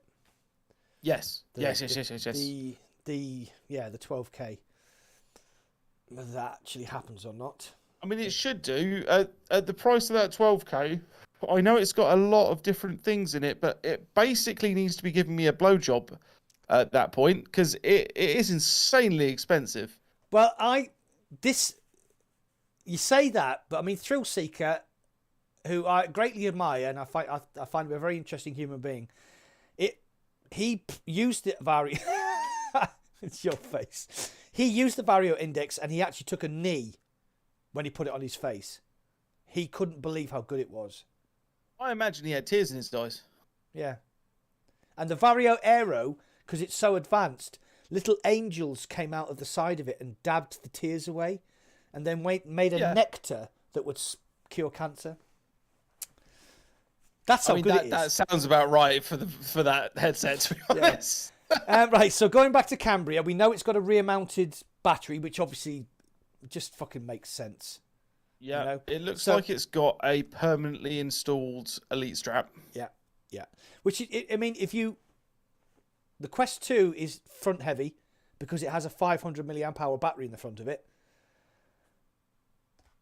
They could have sold, or they could have moved the battery to the back, but then they wanted to sell you. They were trying to keep the price down. They were trying to sell you an Elite strap. So if they put a bigger battery on the back, so maybe the front weighs 200 or 300 grams, and the battery at the back weighs 200 or 300 grams. 600 grams across your skull is pretty good. Do you think? Yeah, no, as long as it's balanced. Yeah. As long as it is balanced, I think it will be fine. Mike GC said VR flight sim guy shed a tear as well when he tried the Vario. Yeah, not surprising. Okay, so what else do we know for? So we've got color pass through. We know for a fact it has color pass through. And that looks interesting. Like I am very interested in color pass through. I do like it. Not least of which for work use cases, which I'm never going to use it for. And more for some really kick-ass mixed reality or augmented reality. Sorry. Yeah. That's what I'm interested in. I remember seeing a video maybe 8-10 years ago at this point, and it was to do with the Microsoft's what did Microsoft call their stuff? HoloLens. And the video was of someone sat on their couch in this really sort of modern looking apartment, and they stuck on these glasses, and all of a sudden the whole living room became like a platformer, and they could like make this little Mario guy jump up and down across the platform all around the living room. And that was pretty sweet. Like that requires a color pass through. Yeah, absolutely. So that's what I want to play with, really. So yeah, we know it's got color pass through. Anything else that you know or suspect it has? We're going to talk about the controllers, because I'm not sure if you're aware, the XR2 chip in my head can deal with, and please correct me if I'm wrong in the chat, up to 12 cameras. So you've got the 4 cameras for 6 degrees of freedom on the headset, and then you've got a further 3 cameras in the controllers. So you get rid of the controller IR tracking ring, which I'm guessing takes away a whole lot of gubbins, because you don't need, your cameras here. You don't need the IR tracking anymore, because the cameras on the controllers can tell you where they are, and you can put them behind your head. You can put them behind your back. Not necessarily, because you still need the infrared tracking for your actual room. Right, yeah. Because it's still going to track like the objects in the room, right? Okay, they're not going to use the color pass through for that, But it's not. I mean, if you've ever seen a Quest 2 controller in IR, it has little sensors all around the ring, which is how the headset tracks it. But unfortunately, like I said, if you put it behind your head, the Quest can't see it. So yeah, it just predicts where it is. Yeah, it just predicts where it is. Which, again, going back to what you were saying earlier about how good the Quest 2 software has got, the prediction is really good. Like when I first got my Quest 2, Onward, the occlusion in Onward was really difficult. You would lose tracking in your front hand, but now you can play Onward with absolutely no problems at all, because the occlusion is predicted a lot better.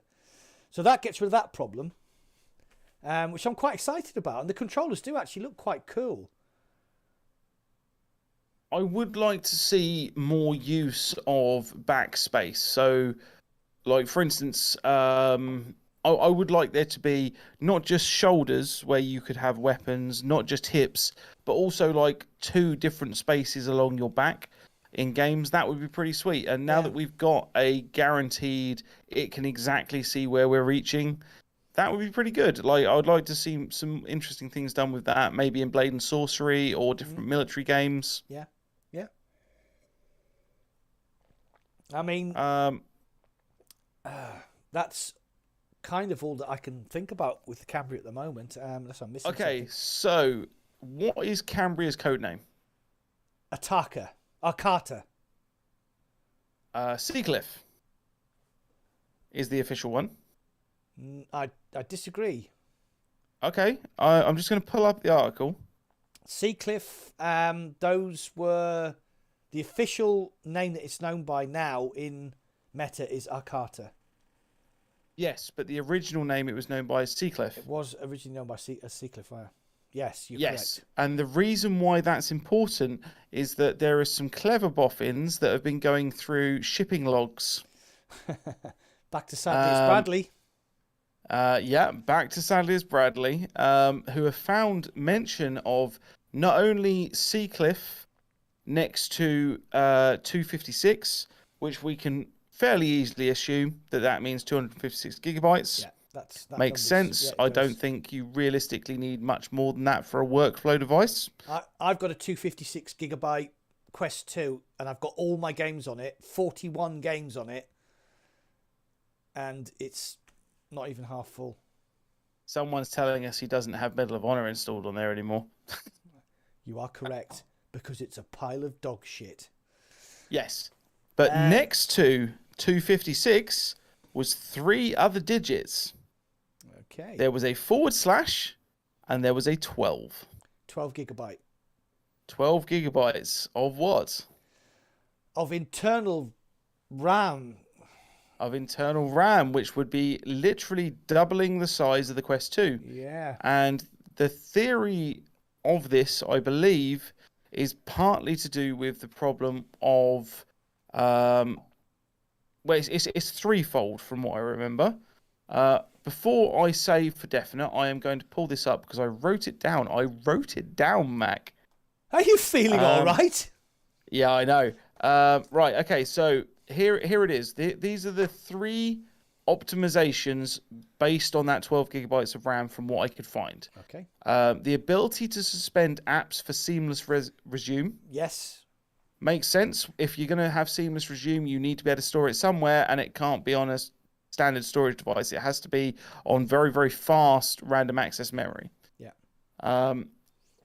The second is utilizing home environment for different uses. So what we were saying before about being able to have like a part of your home environment that was specifically for office, and this goes back to the seamless resume. So you would have like Word, not exactly Word, because they're not going to be using Word, no. but Word, Excel, and I don't know, PowerPoint or something up. And then you literally, as you can with the current home environment, you can click and move around it. You would move to a different place where, say, it was for your gaming, and you would have Resident Evil 4 already sat there, ready to resume. And then once you're bored of that, and you just want to sit down and chill, you could move to a different, like a couch part of your environment, and it would have Netflix, Amazon Prime, and Hulu or something, all sat there with, you know, paused videos, a movie or something that you'd been watching the previous night. So yeah, once again, suspension of apps and utilization of the home environment, there too. And then the last one, which I think is really interesting, which is similar but not quite the same, is the ability to use System Windows API, allowing apps such as the browser to be launched within apps.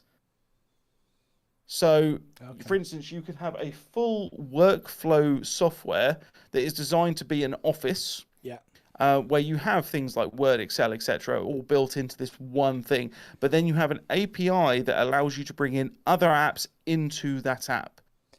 And that is the other thought. That's big. So for content creators like me and you, this is where I was going to go with it. Yeah, I can see your train of thought. Right. So one of the biggest problems with making content for the Quest 2 is that you cannot have other windows open when you're streaming. So for example, at the moment, I am using my Logitech camera. I'm talking to Shmoopie on Discord, and I have my chat window open so I can keep a view on my chat. And as people will know, when I'm PCVR streaming, I have speech chat on, and my window on an OVR toolkit, so I can have a look at my chat window. If somebody says something in the chat, speech chat tells me they've said something. I can then have a look.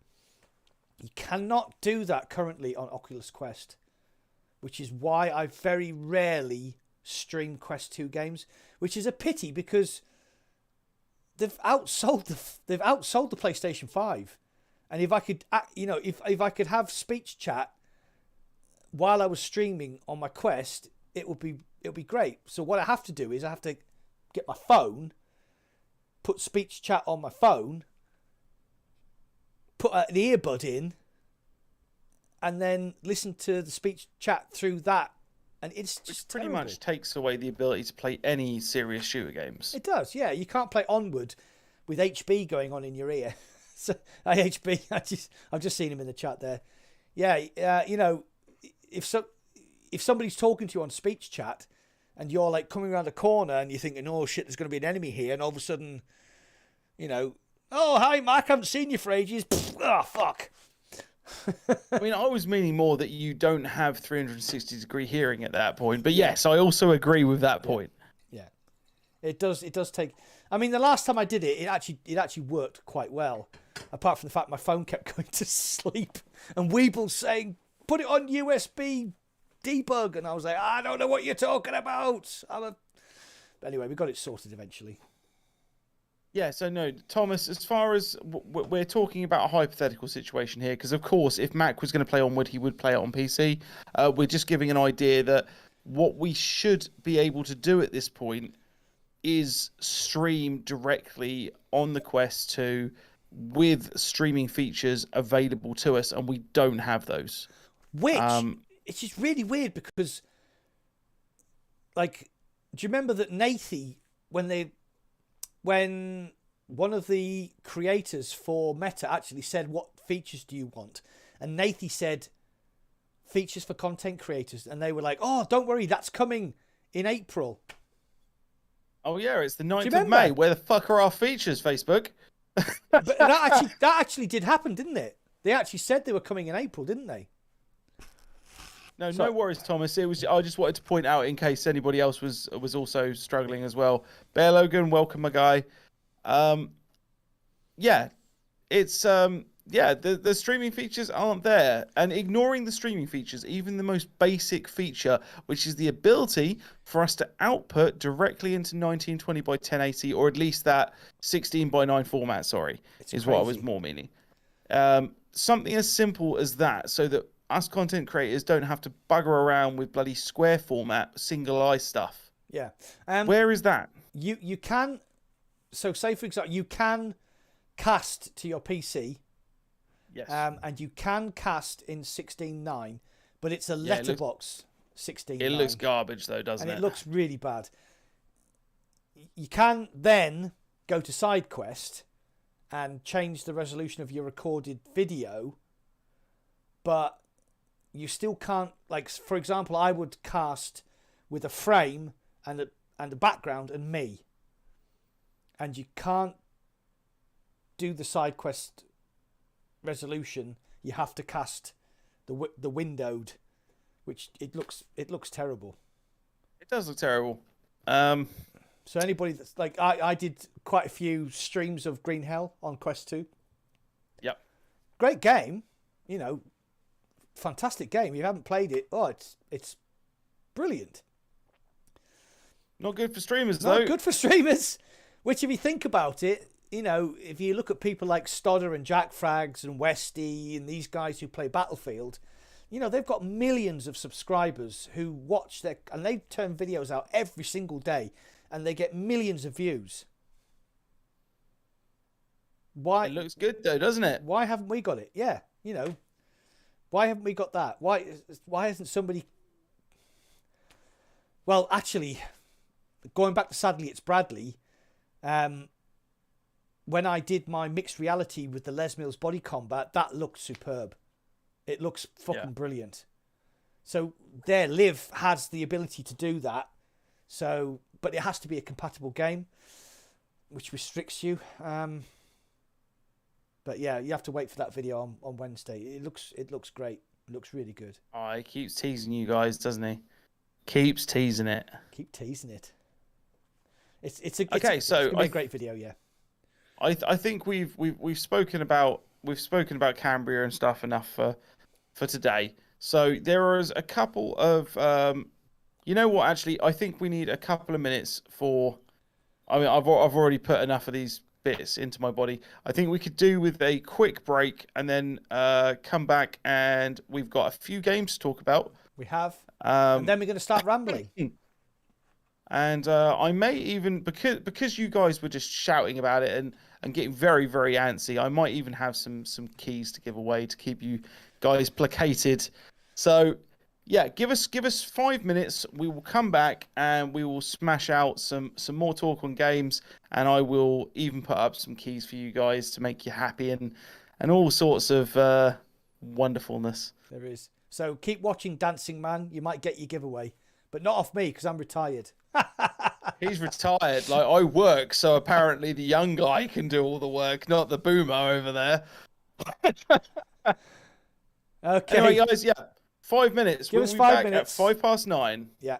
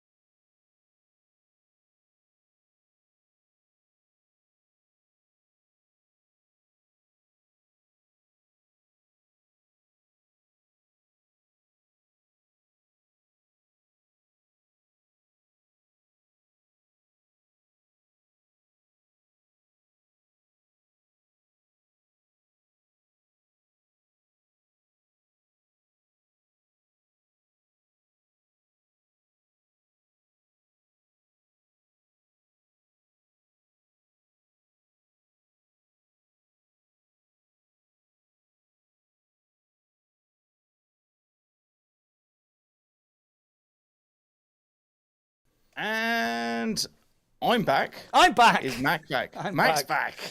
Mac is Happy back. days. Oh, needed a wee. Getting on.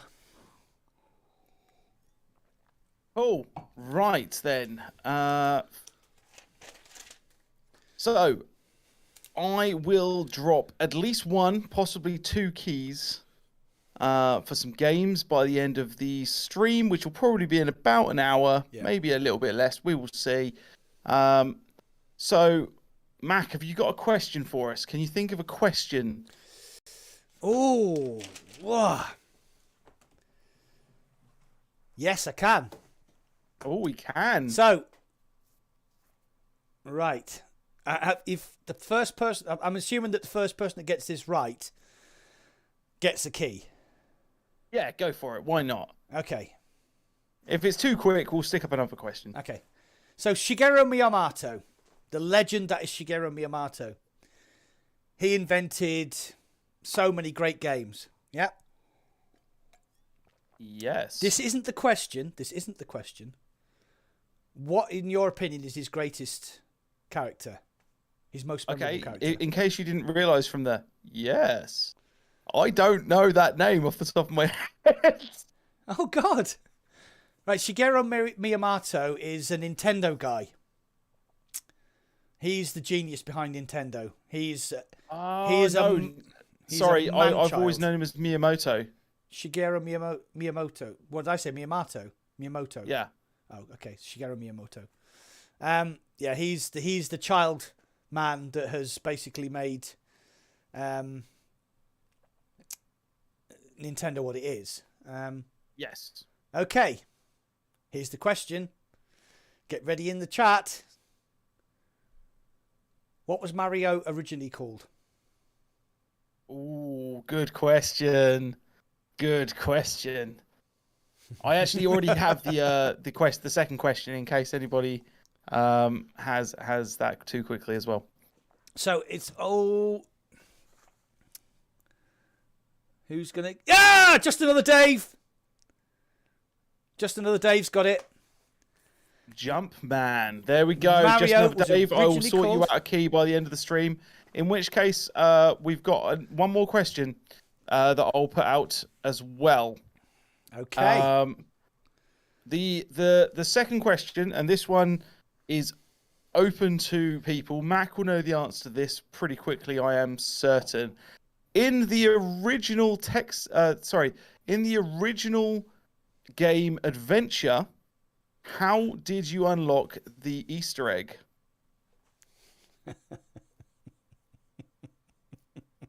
In the original game, The Adventure, how did you unlock the Easter egg?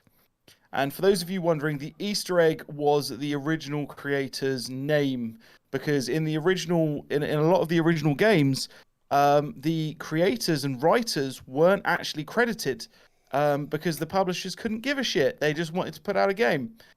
So that was the very first Easter egg to ever exist in a game. How did you unlock it? And here's an interesting little fact as well, is that the guys... No, that's not the correct answer. The guys who were the publishers who actually put that Easter egg into Adventure went on to found Activision and still work there to this day. Indeed. Right, so we haven't got the answer yet, so we will go... I'll remember just another Dave. If you message me on Twitter, buddy, then I will, at least in case you disappear for any reason off of here, if you find my Twitter, which is just PowerOnVR, and drop me a message, I will get back to you with a game key. Nice. Congrats, man. Well done. Congratulations.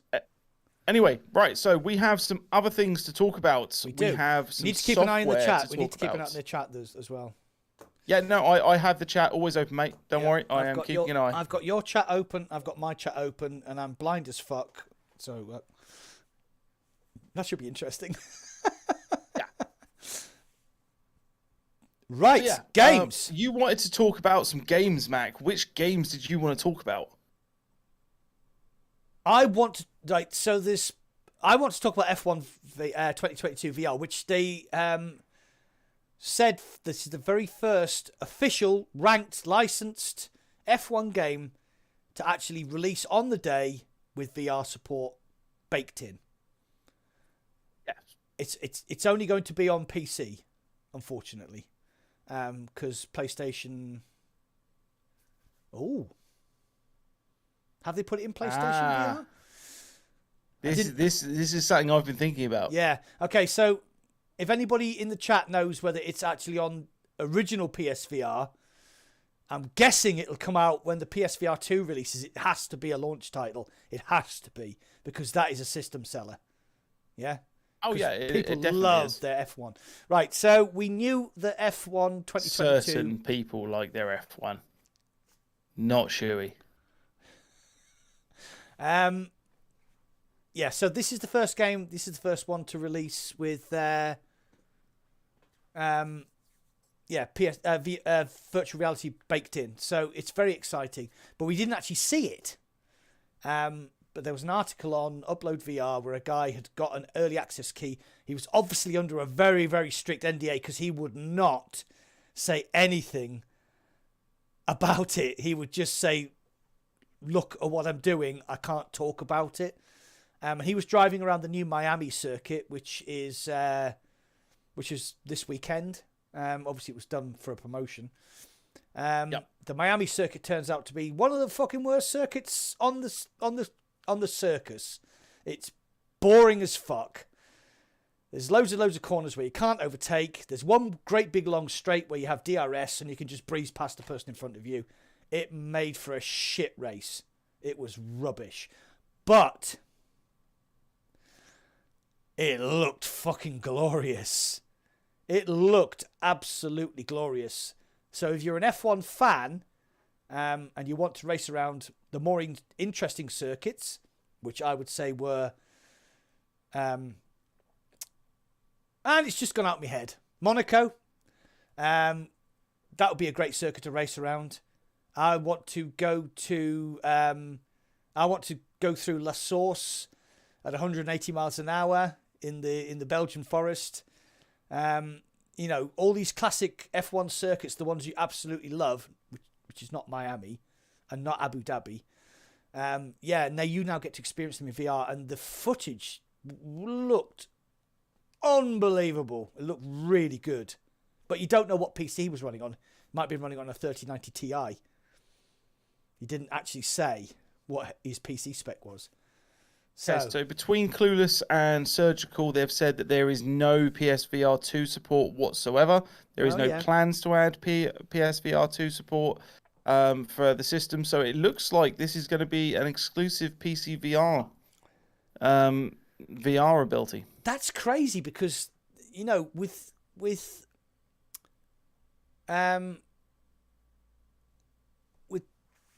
wheel support for Gran Turismo, you can play Gran Turismo on a television with a wheel.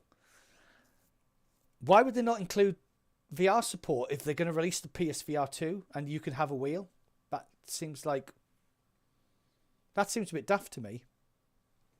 Yes, it seems very daft to me as well.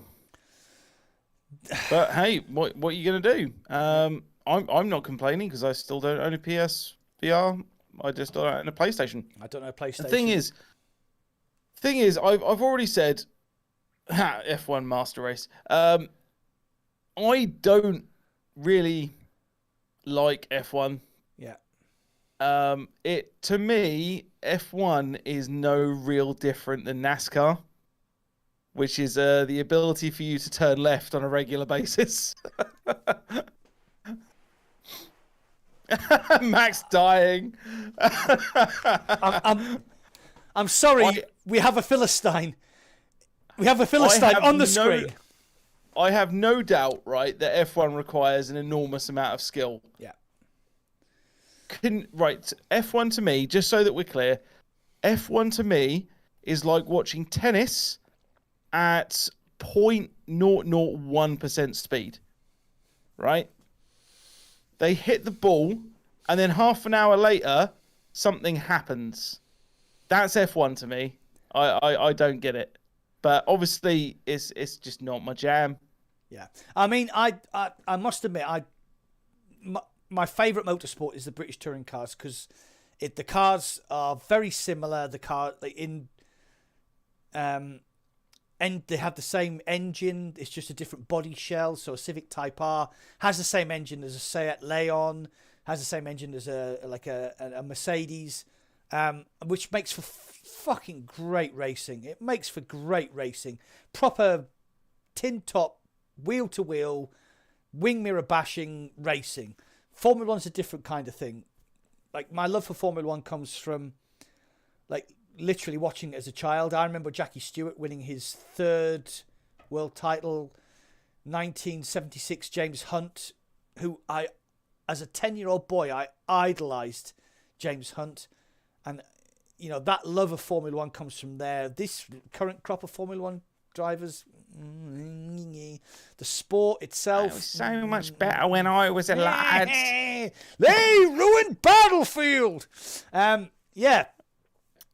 But the ability to, the one thing I'm really looking forward to is the ability to drive a modern Formula One car in VR. Now, I could go and do that in something like Automobilista 2. My preferred racing genre is GT3s and prototypes. That's just what I love driving. Yeah, but I am going to get Formula One 2022, and me and Mr. Diamond Geezer, Mr. Louverture, are going to do some streams. There you go. Cool. That is the future. This is the thing, right? It's the sort of thing that if I had a sim rig like you do, then it might be enjoyable for me. But generally speaking, nah, it's just not something I'm willing to put money into. And let's face it, the money for this one is not cheap. No. Yeah, VR gaming is cheap. Console gaming is fucking expensive. Hold on, do we have a winner? Weeble. So I'm going to read this out and you have to tell me whether this is right or not. Select game 2 or 3. Get the bridge. Find the maze north of the Black Castle. In the flickering maze, use the bridge to get access to the chamber in the bottom middle of the room. Not quite. Not quite. Not quite. There's a very specific, like, you can answer the question. You can answer the question in a much more simple way, because it comes down to one very simple thing. And bearing in mind, it is his birthday and he's already been given a free key from Surjical. Yeah, you ain't getting another one. Jesus, Weeble, you greedy bastard. It's yeah, Cone Killer. I'm. The thing is, right, I'm not interested in racing full stop. However, VR has changed that in me. For instance, as I was saying earlier, I've been really enjoying playing Omega Pilot. And that's just not a game that I was that interested in. Yes, I liked Wipeout and I liked F-Zero X when I was a kid. But that was because those were the awesome games available when I was a kid. I think Weeble's got it. You need to read his comment on my chat. Weeble, you have got it. Congratulations. Congratulations. Well done, it is pick up a single pixel, carry the pixel to the room above the catacombs located on screen down, and one screen right to the yellow castle, and it gives you access to a hidden room that then gives you the original writer, the writer of the code's name, and that is the very, very first ever game Easter egg. Which, if you've read the excellent, which we always mention in every single podcast, excellent Ready Player One. Mike GC said about Formula One, he said, if you could race and shoot people in the face, that could be fun. Correct, but possibly immoral. I mean, Road Rash was a great game back in the day. Oh, you could motorbike chain people across the face. Yep, that was fantastic. Loved every second of it. Yeah, so that was the first game we wanted to talk about. And yeah, no, it's before we waited on Weeble, it is insanely expensive. Yeah, crazy. And we're actually going to come back to this in a minute. And one of the reasons I'm not going to buy this particular game is the price. It was fucking crazy. Yeah. It is It is ridiculous. But is there anything else you want to talk about F1? No, we're done. Good. I'm excited. Let's move on to another game that I am equally... No, that's incorrect.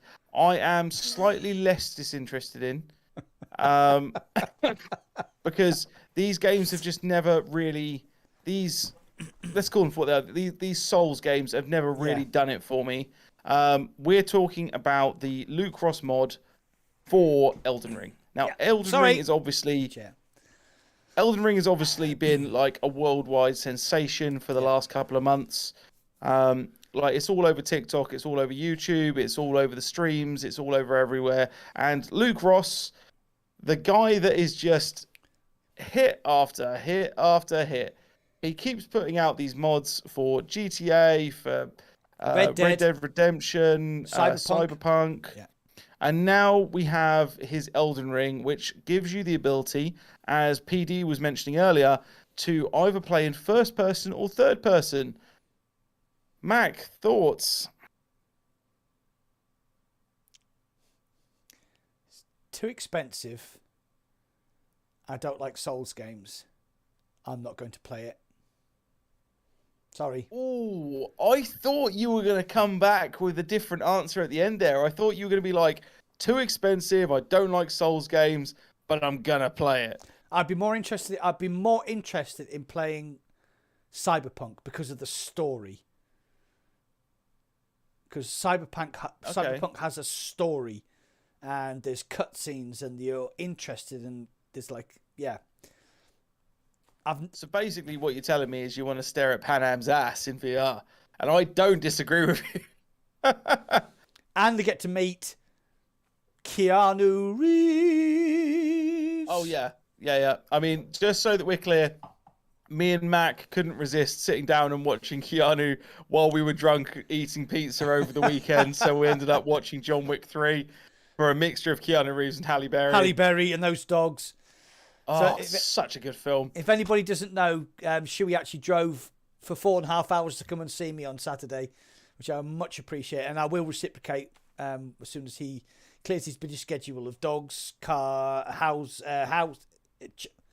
family, dogs, family, children, work. I'm gonna reciprocate. So no, that would be awesome, man. PD has said, I hate Souls games, and I have 140 hours in Elden Ring. 40 hours, Jesus Christ! Wow. Where do people find 140 hours from? Surjical was exactly the same. Surjical put 80 hours in, I think, in the first week. PD, this might be a personal question, mate, but do you work? Like, if feel free to tell me you don't want to discuss it, and that's fine. You know, message me or something on Twitter, but like, I work between 40 and 60 hours a week, and then the rest of my time is spent either with my family or doing this, either podcasting, streaming, or YouTube. I can't imagine having the time these days to put 140 hours into anything. The only game that I've put any amount of serious hours into over the past 18 months has been Population 1. And that's mainly like a couple of hours every day for the first 6 months, and less as it's gone on. I've got Anthridge in the chat, says he put a ton of hours into it, got a full-time job, but he's no kids, he's married. Clueless Dad said 162 hours in Skyrim VR alone. Wow, that's impressive, man. Thomas McNostril said he's retired. He used to be Margaret Thatcher's hitman. Oh, okay, mate. Okay, so you can find time to play in between things, I assume, PD. Okay, fair play. Okay, so yeah, you're not gonna jump into it after seeing. There's another content creator that I'm a big fan of, and her name is Genghis VR. Right, I love her stuff. Have you seen any of her stuff? I am not subscribed. I've heard of her. I've actually followed her on Twitter, which is stupid, isn't it? She is incredibly funny. She comes up with some really cool ideas. Whenever she gets like negative stuff, she always has amazing replies to all of it. she's like really big on TikTok, or as she calls the clock app. And yeah, I just love everything she does. And she has recently decided she's going to play the entirety of Elden Ring in VR, which is made more impressive by the video footage that she's been putting up of it, of her doing the entire thing in first person, and it looks awful. It looks awful. Oh, Yeah, like hard. because it's in first person. Yeah, it's not only hard, but you're constantly, like, your camera is constantly going in and out of enemy assets. From what I can see, like, which is why I think PD said he'd played it in third person. I can't remember. And that's exactly how I would play it. And what I said last time on the podcast, I think, was that we need way more games that allow us to play third-person games in VR, so that we've got that spatial awareness, we can look around, and it's all awesome, but we can still see our little guy doing all of his weird and wonderful, crazy shit. Which is what Lucky's game and Moss did so well. Lucky's Tale, game, Lucky's Tale and Moss did so well. So you can play third person in VR, and it works really well. Right, so obviously you were talking about one of your favorite content creators, so I'm going to talk about my favorite content creator is Mike from Virtual Reality Oasis. I've been following him since he had less than 500 subscribers, when he was in that big long white corridor, and his gaming PC was in the room next door, and he had to drill holes in the wall to get his cables through. And I watched Mike's review, and I was like, oh God, I'm really looking forward to this, because if he says like, yes, this is the best thing ever, then I'm going to go for it. And he was like, it's amazing. I love Luke Ross. The graphics are incredible.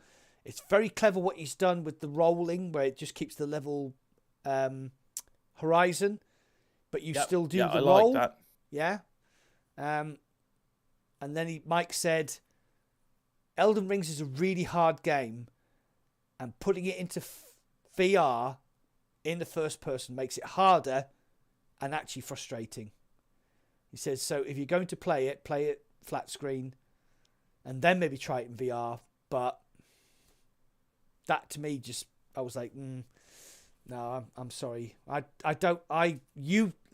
actually talked about this before the podcast started. I'm one of those people that gets frustrated if I'm playing a game, and you were like, I'll just chill if I get killed, whatever. But I'm like one of those people like hyper competitive. I get fucking annoyed if I get killed. I don't like the Dark Souls game. I don't like that sort of kill death loop. I'll get a little bit further next time I play. I don't like that. So yeah, like Anthridge said, he says, I'll play Elden Ring VR just for the fun of seeing the actual views and in-game environments and going to explore specific places, because it is a beautiful game. I don't disagree with you. Yeah. And actually, I would like to play more of what PD is talking about, which is more Vorpex stuff. With the controller. Purely for the views side of things. Like, there's no doubt that things like... my brain's gone blank. Grand Theft Auto. Yeah. Grand Theft Auto 5 is still a beautiful game. To this day, it's still a beautiful game. Yeah. It's been released on like 1,000 different generations of consoles, and it still looks great. And I still have yet to sit down and play the VR mod for it, and it's on my list of things to do. Yeah. There was a great quote from Aoife Wilson, I think the name's Wilson, from Eurogamer, when Grand Theft Auto 5 first released, and she said, don't look at Grand Theft Auto as it is now. Think about what it's going to be in a year's time. Didn't think it was going to last a decade. Aoife Wilson, yes, it is Aoife Wilson. Didn't think it was going to last a decade, but look at that game now, right? So imagine if you could play that game with full motion controls. No controller, with full motion controls. It would be awesome. I wouldn't play anything else. I love Grand Theft Auto just because of the sandbox crazy nature of what you can do. It's just, I do want to mention one other one other VR mod that is coming out, that is not out yet. It is coming out. And this one interests me because it's a game that is very close to my heart. This one. And it is a VR mod for the Stanley Parable. Have you played the Stanley Parable? I do not know what that is. I watched your video on it. Okay. It looked interesting, but I do actually have no idea what it is. The Stanley Parable is worth playing even to this day. And it is because it is so different. Somebody's just donated. Oh, Moshi, thank you very much for that. Thank you very much. I appreciate that. Oh, dude, I appreciate it. Thanks, guy. Oh. Thank you. Sorry, awesome. Carry on. No, that's awesome. Like, if people do a super chat, 100% people need to take note because it's what we as creators live off, man. It is. I'm retired now. This is you've just bought my dinner for tomorrow. I'm not going to have to go and eat cat food. Those $2 whole. To be fair, right? It's good quality cat food, so don't feel too sorry for him. Anthony's just said, "Is this a story about a man named Stanley?" There's a reason why he has said that, I think, because I have a feeling he's played it if he's asked that question. Yeah, I'm guessing so. This is the story of a man named Stanley, and it is a story about a man named Stanley in Cubicle, I think, 247. And it's a weird game that I don't think has been really reproduced or has ever been made before Stanley. And it is a weird and wonderful game where it takes the idea of the fourth wall, the third wall, and a bunch of other stuff and just turns it on its head.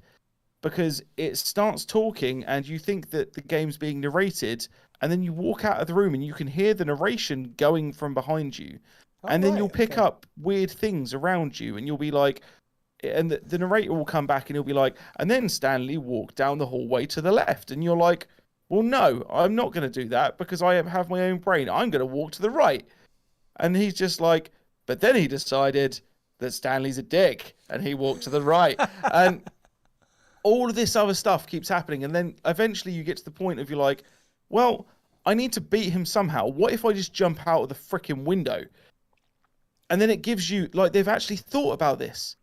And they've, like, all of the little things that you think might be bugs, they've thought about this. And they've put in endings based on those bugs. And they've put in different pathways based on the things that you think you're being clever about. But no, they've thought about this and they are tricking you and they fuck with your head over and over and over. And it is 4 hours. Like, you'll not complete it. 4 hours is about the point, I think, where I had done several different things and tried several different things and restarted several times. And I was like, that was phenomenal. I need to step away now, though, because my brain is fried. So you can't get out? No, I think you can. I think there is 1 or 2 endings where you can. But it's well worth it. I think it's so if you think of yourself as like a PC Master Racy kind of guy, I think it's definitely on the list because it's all narration based and all story based. There isn't it's not an action game in any shape or form. It's almost more puzzler than anything else. Okay. But there is a guy called Rake Parter, who is also a modder similar to Luke Ross for VR games. And he has recently been working on a VR mod for the deluxe edition of the Stanley Parable, which has just recently come out. Yeah, somebody's actually just mentioned that. Anthridge. Can I just wait? Can I just? Yep. Yeah. So Owo Moshi says, "What's the other guy's channel so I can sub?" PowerOnVR. I'm PowerOnVR, my guy. Look him up on YouTube. Another guy you might want to sub to is a guy called Surgical Gaming VR. Obviously, Paradise Decay is in the. He's in the chat. He fun with the clicks as well. He's also here. So all of these people, go sub to them. They're all awesome. It's a subscribe bukkake party of sorts, without the bukkake, obviously. Right. Sorry. Carry on. Yeah. Yeah, no. So Paradise Decay also pointed out, and something else I was going to mention is that the same guy that's producing the VR mod for the Stanley Parable also has a couple of other VR mods. The most recent of which I think is for Firewatch and he also has another one for the outer worlds, which is pretty cool. Yeah. And that one's like fully fleshed. Apparently, it's really, really well done. Okay. So yeah, I'm looking at when this one comes out, because I'm gonna wait a little while. When he releases the Stanley Parable mod, I will be subbing to his Patreon there and then. Yeah. Because that's gonna be my week, I think, is playing about with that. That sounds amazing, because that is like endless content. It's like Groundhog Day, and trying to get the woman to fall in love with you, but you've only got 12 hours. Yeah, it's crazy. Apparently, Paradise K says the Outer Worlds VR mod is bloody amazing.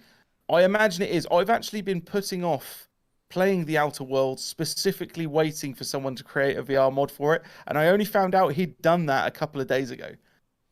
So that's now on my list as well. Yeah, that's pretty cool. Just give me a second.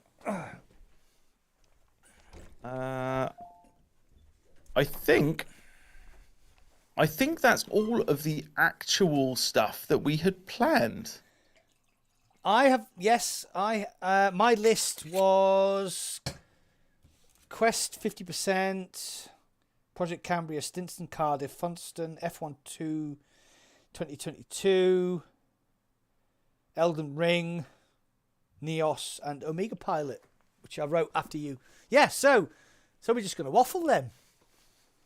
Yeah, are we just going to waffle? I mean, I'm going to do a little bit of a plug then. Okay.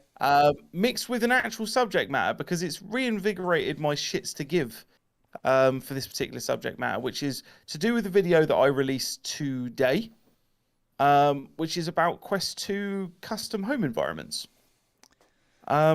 Yeah. It's obviously not something that's required in any way, shape, or form. No. And Meta have been releasing more and more home environments for us to choose from recently. Yeah. They've released 3 in the past 2 months. I used the one that Ruth Bram used in the Meta Gaming Showcase. I've got that. Yeah, it looks great. Looks great. It does look great. But this is the thing.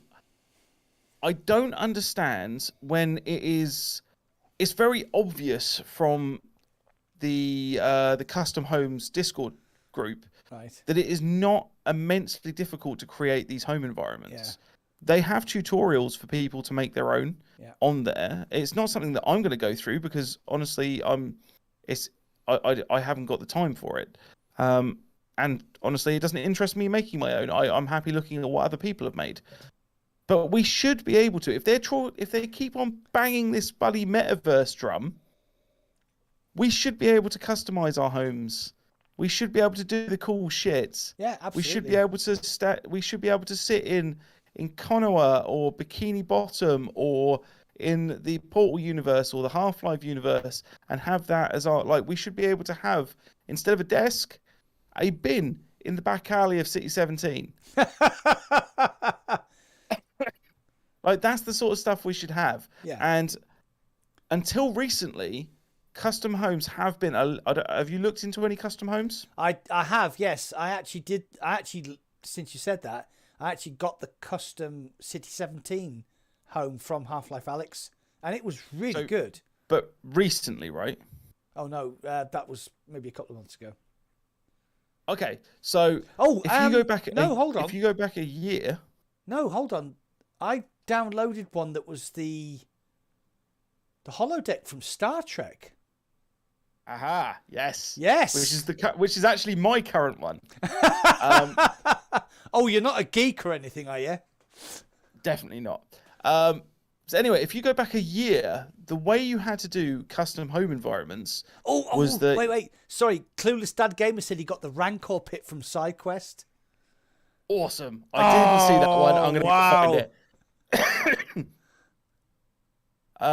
Yeah, so anyway, if you go back a year, the way you had to do custom home environments was that the only way you could do it was by replacing one of the Meta Quests, or the Oculus Quest at the time, existing home environments. Right. So although on your Quest it would appear as like the Winter Lodge or the Sci-Fi City or whatever, you would have to actively replace that and overwrite it using SideQuest. Recently, on the other hand, something has changed. Okay. And I'm not sure what it is, but now when you download stuff from SideQuest, it automatically puts it as its own separate input. Okay. Its own separate option. So you can have like 30 or 40 home environments on there now. And because it's done through SideQuest, it's incredibly easy to do. Of course, yeah. If you have a developer account. Yes, which, let's face it, how difficult is it to write in, like, I don't know, the Ditch Incorporated as your company name? Like, no one cares, man. Meta don't even care.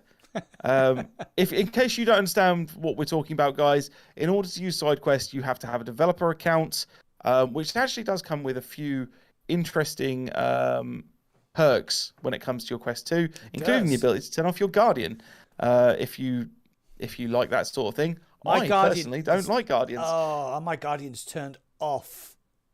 But sometimes it can cause problems where you maybe turn your Quest 2 on when you're actually not realizing it, and you do a level change and you're actually 82 foot tall, and you have to put the Guardian back on and then turn it back off to reset. Also worth noting that having the Guardian off actually really fucks with Virtual Desktop's Steam VR integration. Yes, it does, yes. So sometimes you have to turn it back on. Yeah. But yeah, no, it's super easy now. You just create a developer account, install SideQuest. They have a really good tutorial on how to do it on their website. And if you want somebody else more notable that you want to see go through it, then I have a video. But if you want someone that looks way nicer, then go and check out Cass and Carrie's video on how to do it, because they're really concise. Yeah, good old Cash and Carrie. Good old Cash and Carrie. But yeah, no, there are loads of really cool shit on there. Like you've got like the Emperor's Throne Room from Star Wars. You've got the holodeck we've already spoken about. You've got SpongeBob on there. You've got the Simpsons living room. And since this is the thing, right? The guy who made the Simpsons living room, I don't think they did this on purpose. When they modeled the house, they modeled most of the house so that you could see outside the windows and things, and they put bits there. But since they've actually added the ability to move about your home environment, you can now actually go into the dining room, the sitting room of the Simpsons house and the kitchen, which I don't think he actually planned to have happen. But it's just a cool little side thing that's happened for him, which I think's really, really good. But yeah, if you guys want to know how to do it, I've got a video on my channel. But yeah, shameless plug. Customize your home. Right. Yeah. So jibber jabber. Jibber jabber. Right. Okay. What? Like the gaming showcase last month was amazing. Yes. What are you most? What not just meta, but what game are you most looking forward to in VR? Which game would you like to be available right now?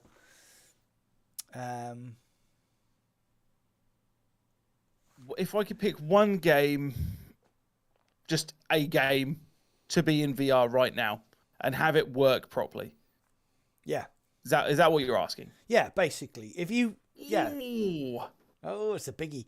There are so many options. I already know my answer. And it's not going to be a surprise to you. Oh shit. Right, Clueless. Have one game. Clueless has gone Ghostbusters. Yeah, I know. Yeah, we are hyped for Ghostbusters. Don't get me wrong. And Mike, Red Matter is going to be phenomenal. Yeah.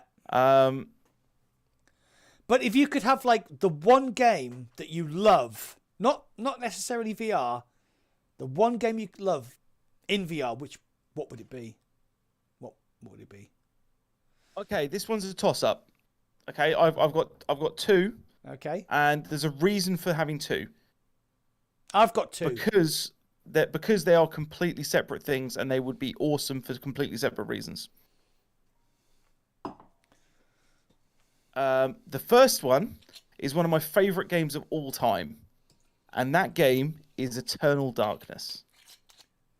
Oh and my a lot of you God. probably won't know what Eternal Darkness is. I played that. Because That was so long ago.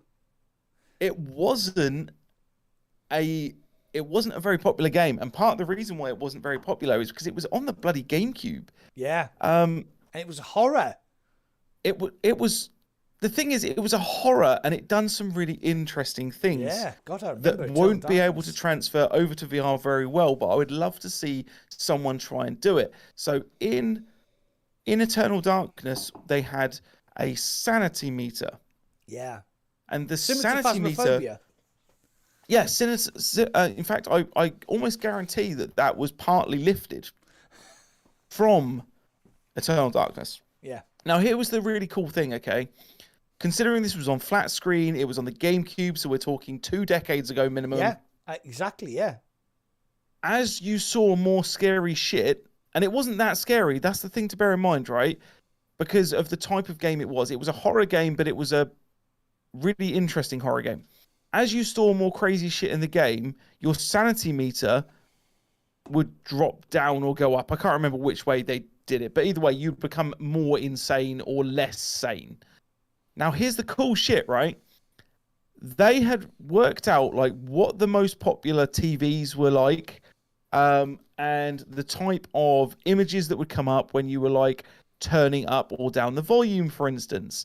And then the game, as you got more insane, would have like the volume turned down, and then it would turn itself down. So it made you think like you'd been sitting on the remote control or something. Simple things, right? And it genuinely did freak you the fuck out because you were like, what the hell is even happening? Simple things like it would just turn your TV off. It wouldn't actually turn the TV off, but it would look like the TV had turned off, right? And that was really cool. And that sort of fourth wall breaking without actually breaking it because you don't realize it's been broken, right? That's the sort of thing I want to see more in VR, is really pushing the limits. And I think when we get color pass-through is when we're going to be able to do more stuff like that. Oh, how about this? Right, so if you get color pass-through with AR, how about you completely immersed in the game and all of a sudden the game goes boop and you go, oh, the fuck happened there? And then in AR, back to the game. Yeah? Or you're playing in AR and it cuts the pass-through, makes you think that all the lights have gone off and just goes purely into VR. Oh, you like the seamless transition. So much. You can do so much. Oh, my choices are boring as fuck. Anthridge has already fucking nailed it in the chat. I didn't see that one. Sorry. Yeah, of course he is. Of course he fucking is. 100% he was going to pick that one. I am his namesake. Marcus Phoenix, we are one in the same. His arms are a bit bigger than my little fucking pale skinny arms. Gears of War 3 in VR with the chainsaw. Fucking done. Life done. Content created.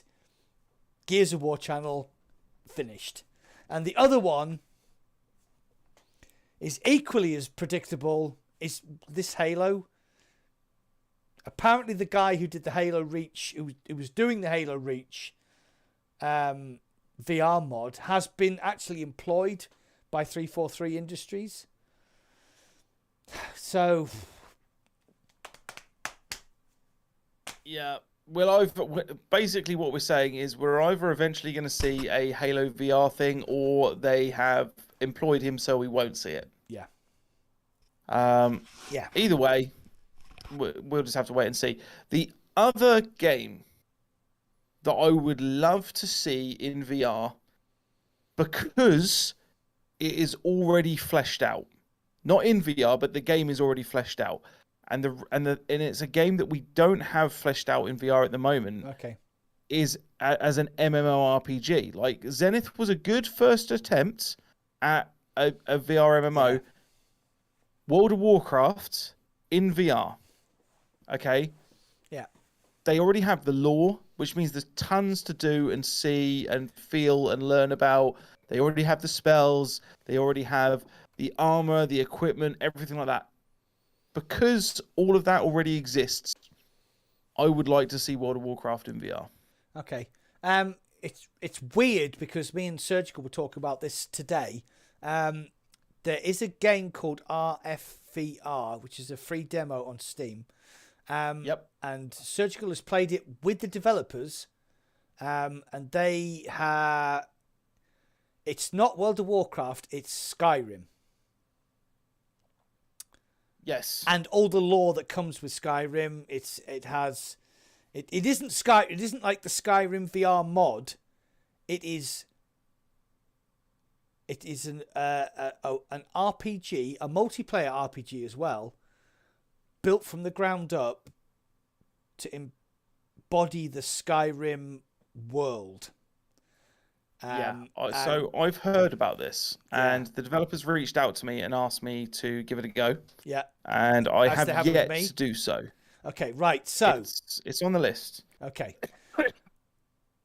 I am playing RFVR with Surjical on Thursday.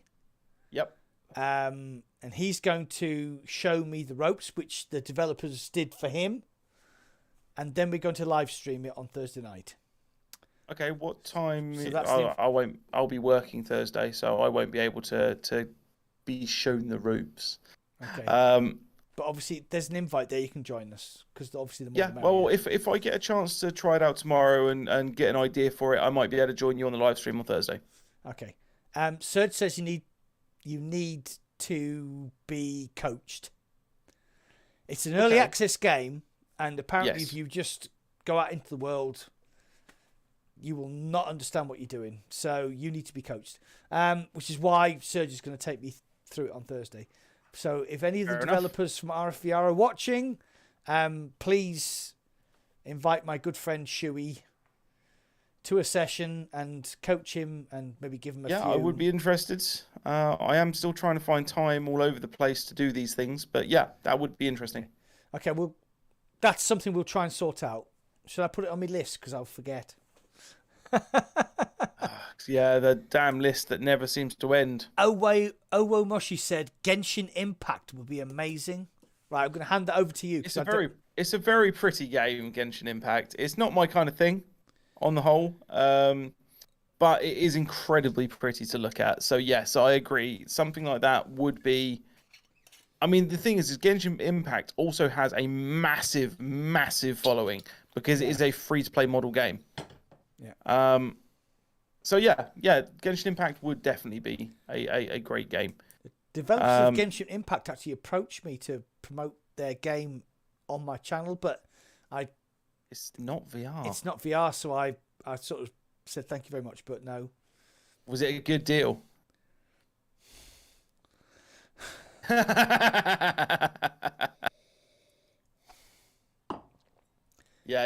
was a lovely deal. It was a lovely deal. So very hard to pass up. It is. It's. I mean, I've never played it. Do I like anime? Do I like Japanese culture? Yes, I do. Absolutely. I've just found out that I can get the whole Sword Art Online series from a particular place, and I'm very excited about that. I've watched episode 2, where it's 2 months later and 2,000 people are dead. The first half of season 1 is very much that. Yeah, and they're trying to figure out how to find the first boss. So I'm hugely excited about that. But I hadn't played Genshin Impact, so I thought it was a bit disingenuous of me to promote it on my channel because. Maybe start a channel, and then go approach the guys from Genshin Impact. Yeah. I mean, I had the same thing with Axie Infinity. It's not VR. It's not a game that I even remotely give a shit about. No. Yeah. Wigs. That's all I can say. Ooh, Crisis. Crisis would be a good game in VR. Oh, who was that? That was Green Gamer Guy. Oh, yeah. Yeah. The thing is Crysis was a great, in my opinion, right? The first Crysis game was a truly great game until you fought aliens. I didn't give a shit about it past that point, but the first bit where you're on a massive island with plenty of physics going on, like a really awesome suit to play around with, the ability to run, jump, smash the shit out of things, and generally take on a whole bunch of what were essentially Viet Cong.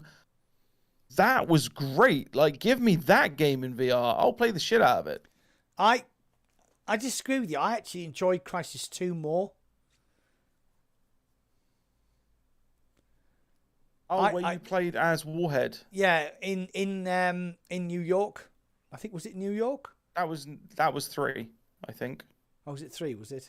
Oh, crikey! I know you play as one guy in the first one. You play as Warhead in the second, and then you play as the captain. Yeah. You play as the captain in the third with a bow. Yeah. Warhead dies right at the beginning of 3, doesn't he? I can't remember. It's been a long time, mate. A long time.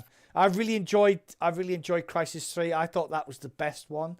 I see what you mean, because like Crysis was great, and then it was like, oh, we've gone off on a fucking tangent. I wonder how my 2080 Ti would handle Crysis today. Here's the thing, right? Crysis, when Crysis was announced, I took out a loan to go and buy a top of the range PC gaming system at the time. It was like a 780 or something. It was the 8800 BFG was the best card you could get at the time, and I bought 2 of them. I was just like, I'm gonna SLI this motherfucker, and it is going to fucking run and look glorious. I played that on a 17-inch monitor. Wow, probably at 720p as well. Yeah, more than likely at 720, maybe if I was lucky 1080, but I don't think it existed. But yeah, I bought 2 8800s. I bought I think it was a quad core CPU at the time. It was probably an AMD, I would imagine. One of the black editions, so I could overclock it with like 16 gigabytes of RAM. It was. Green Gamer Guy says I beat Crysis 1 on an 8600 GT. So I'm guessing that if they actually did release Crysis, that you would need a 5090 Ti to play it at medium. Here's the thing, right? And if you're wondering what a 5090 Ti is, it hasn't been fucking built yet because it's still 3 years away. Here's the thing when it comes to Crysis. Even to this day, there are still settings on Crysis that still make your computer think twice because they keep updating it to include newer and better settings, right? So the meme of will it run Crysis even in 2022 is true. Makes sense. Yeah. I mean, I remember upgrading my PC to run Half-Life 2. I remember upgrading my PC to run Crysis. I can't remember which one it was. It might have been Crysis 2 as well. But yeah, I was like, oh, look, I've just bought the latest GPU. And Crysis went, ha, ha, ha, ha. Just slapped me across the head. Medium. You want ultra settings? Medium for you. Yes. Medium for you, bitch. Wow. See, I had to use, when I had those 2 8800 BFGs, I still did not play that system on Ultra. No. Like, I just didn't. Like, I had to have a custom setting where I had a few Ultra settings from here, there, and everywhere, but I couldn't run the whole thing on Ultra. It just, it didn't work. I was sitting at like 32 FPS or something, you know, and it's like, no, that's not a thing. I'm not playing this on an Xbox. I'm playing this on a PC. It has to be at least 59 FPS. What's the engine called? CryEngine. Crytek, yeah, CryEngine, yeah. It's crazy. They obviously like build it with 10 years in built into the game engine, and They must have time travelers working out. They go forward in 10 years and then go, oh, we've got this thing called ray tracing. All right, okay. We'll put this into the game when people have tried to run it on a 9080. Well, here's the thing. The CryEngine has already been used for VR. Has it? Can you name the game, though? Chat, can you name the game that the CryEngine has already been used for VR? On a particular, not a VR mod, but a release for the game. Quest 2. I know this. I know the answer to this. There you go. It's in my chat. That's not the one I was thinking of, actually. I know the one I was thinking of was 2 games, in fact. Number 1 and number 2. The Climb. Of course. Is CryEngine. Yeah, of course it is. Of course it is, yeah. Yeah, no, they are both running on CryEngine. They are both Crytek systems. Which is why they look so good. They are on pretty looking games. Yeah, on Quest 2. Right, it is 10 o'clock. I think, unless you have anything else you want to chat about, Mac, I think that is a good time to finish. Do you think that 2.5 hours is sufficient? I think that 2.5 hours has still put me in the mood to still have to go for a piss. Yeah, but you're gonna have to go and play with Henry. No, I'm playing with Clicks and hopefully Fuzilo. Oh, I thought it was Henry. Okay. And possibly Helix. What are you playing? I don't know. We haven't discussed that. I'm gonna go and see. It's gonna have to be a Quest game of some description because they're all Quest Master Race rather than the PC Master Race. We need to do. Clickster's just said you need to do a 24-hour stream. We would have to somehow do podcasting mixed with a movie night, which we can't do because we can't stream the movie. Mixed with gaming and him being in off VR, because I can do that. I can find the time. I can find the time off. Like if I time it right and take 2 days off of work, I can get a full 7 days off. Right. Okay. So that's not the problem. The problem is, what do you do for those 24 hours? All right, because in VR, it's not like sitting down playing Bus Simulator or kindergarten, teacher simulator. You can't just play the random games and sit there for forever doing nothing, because you're going to be sat in VR with a big fuck off headset on your head. That's exhausting. Okay, so for charity, we do a 24-hour stream. Yeah, no, I'm good for that. Okay. I'm good for that. Yeah, okay. So, there you go. All right, okay. Now, let's start small. We'll do a 12-hour stream. Yes. 12-hour stream first, and this is going in the notebook, so it has to happen. Me and you'll work out what we're going to do. It doesn't include anything illegal. We need to work out how to keep our headsets charged. Nothing that illegal that you guys will notice. No, the problem is the people who watch this channel and your channel, when you say anything illegal, there's a very broad range of people who watch our stuff. Yeah. So, right, okay, 12-hour stream for charity. Yeah. Yes. We'll work out what the charity will be. Which charity? I've got a few ideas. We'll have to have several games lined up. We will. We have to get some things that aren't necessarily games, like Neos, for instance. Yeah, exactly. Where we can just have a chill, maybe do some karaoke. Get the developers involved so that they can promote their game and also do some good work. Yeah. Okay. Yeah. Okay. 12-hour stream. Yeah. I mean, that is the other thing that Clueless Dad Gamer says. We could have a section where one person is actually playing a single-player game while the other one is actually commenting and streaming the other person playing, essentially. That could be quite interesting. Yeah, it's actually something I've actually written a note about here, and it's to do with the podcast where we both went off for a comfort break. I think what we should do in future is one of us should go for a comfort break and the other one should have specific topic they want to talk about. And then when the other person comes back, they have a specific content to talk about, and the other person goes off for a comfort break. And that way we don't get a massive drop in the viewers. Alternatively, I mean, I have some other plans for that in the works as well. Okay. But yes, I agree with what you're saying. All right. So shall we close it off there? Yes. Me and Shooey are going to do a 12-hour stream. Get into our Discords and make some suggestions.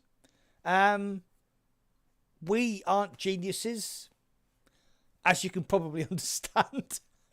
Sorry, some really big fuck off bug has just jumped into my office and is trying to murder me. How much does the bug weigh? It's tiny, but it's going to crawl into my brain. How much do you weigh? Man up, for God's sakes. It's a How do I have access to my brain through my nostrils and ears?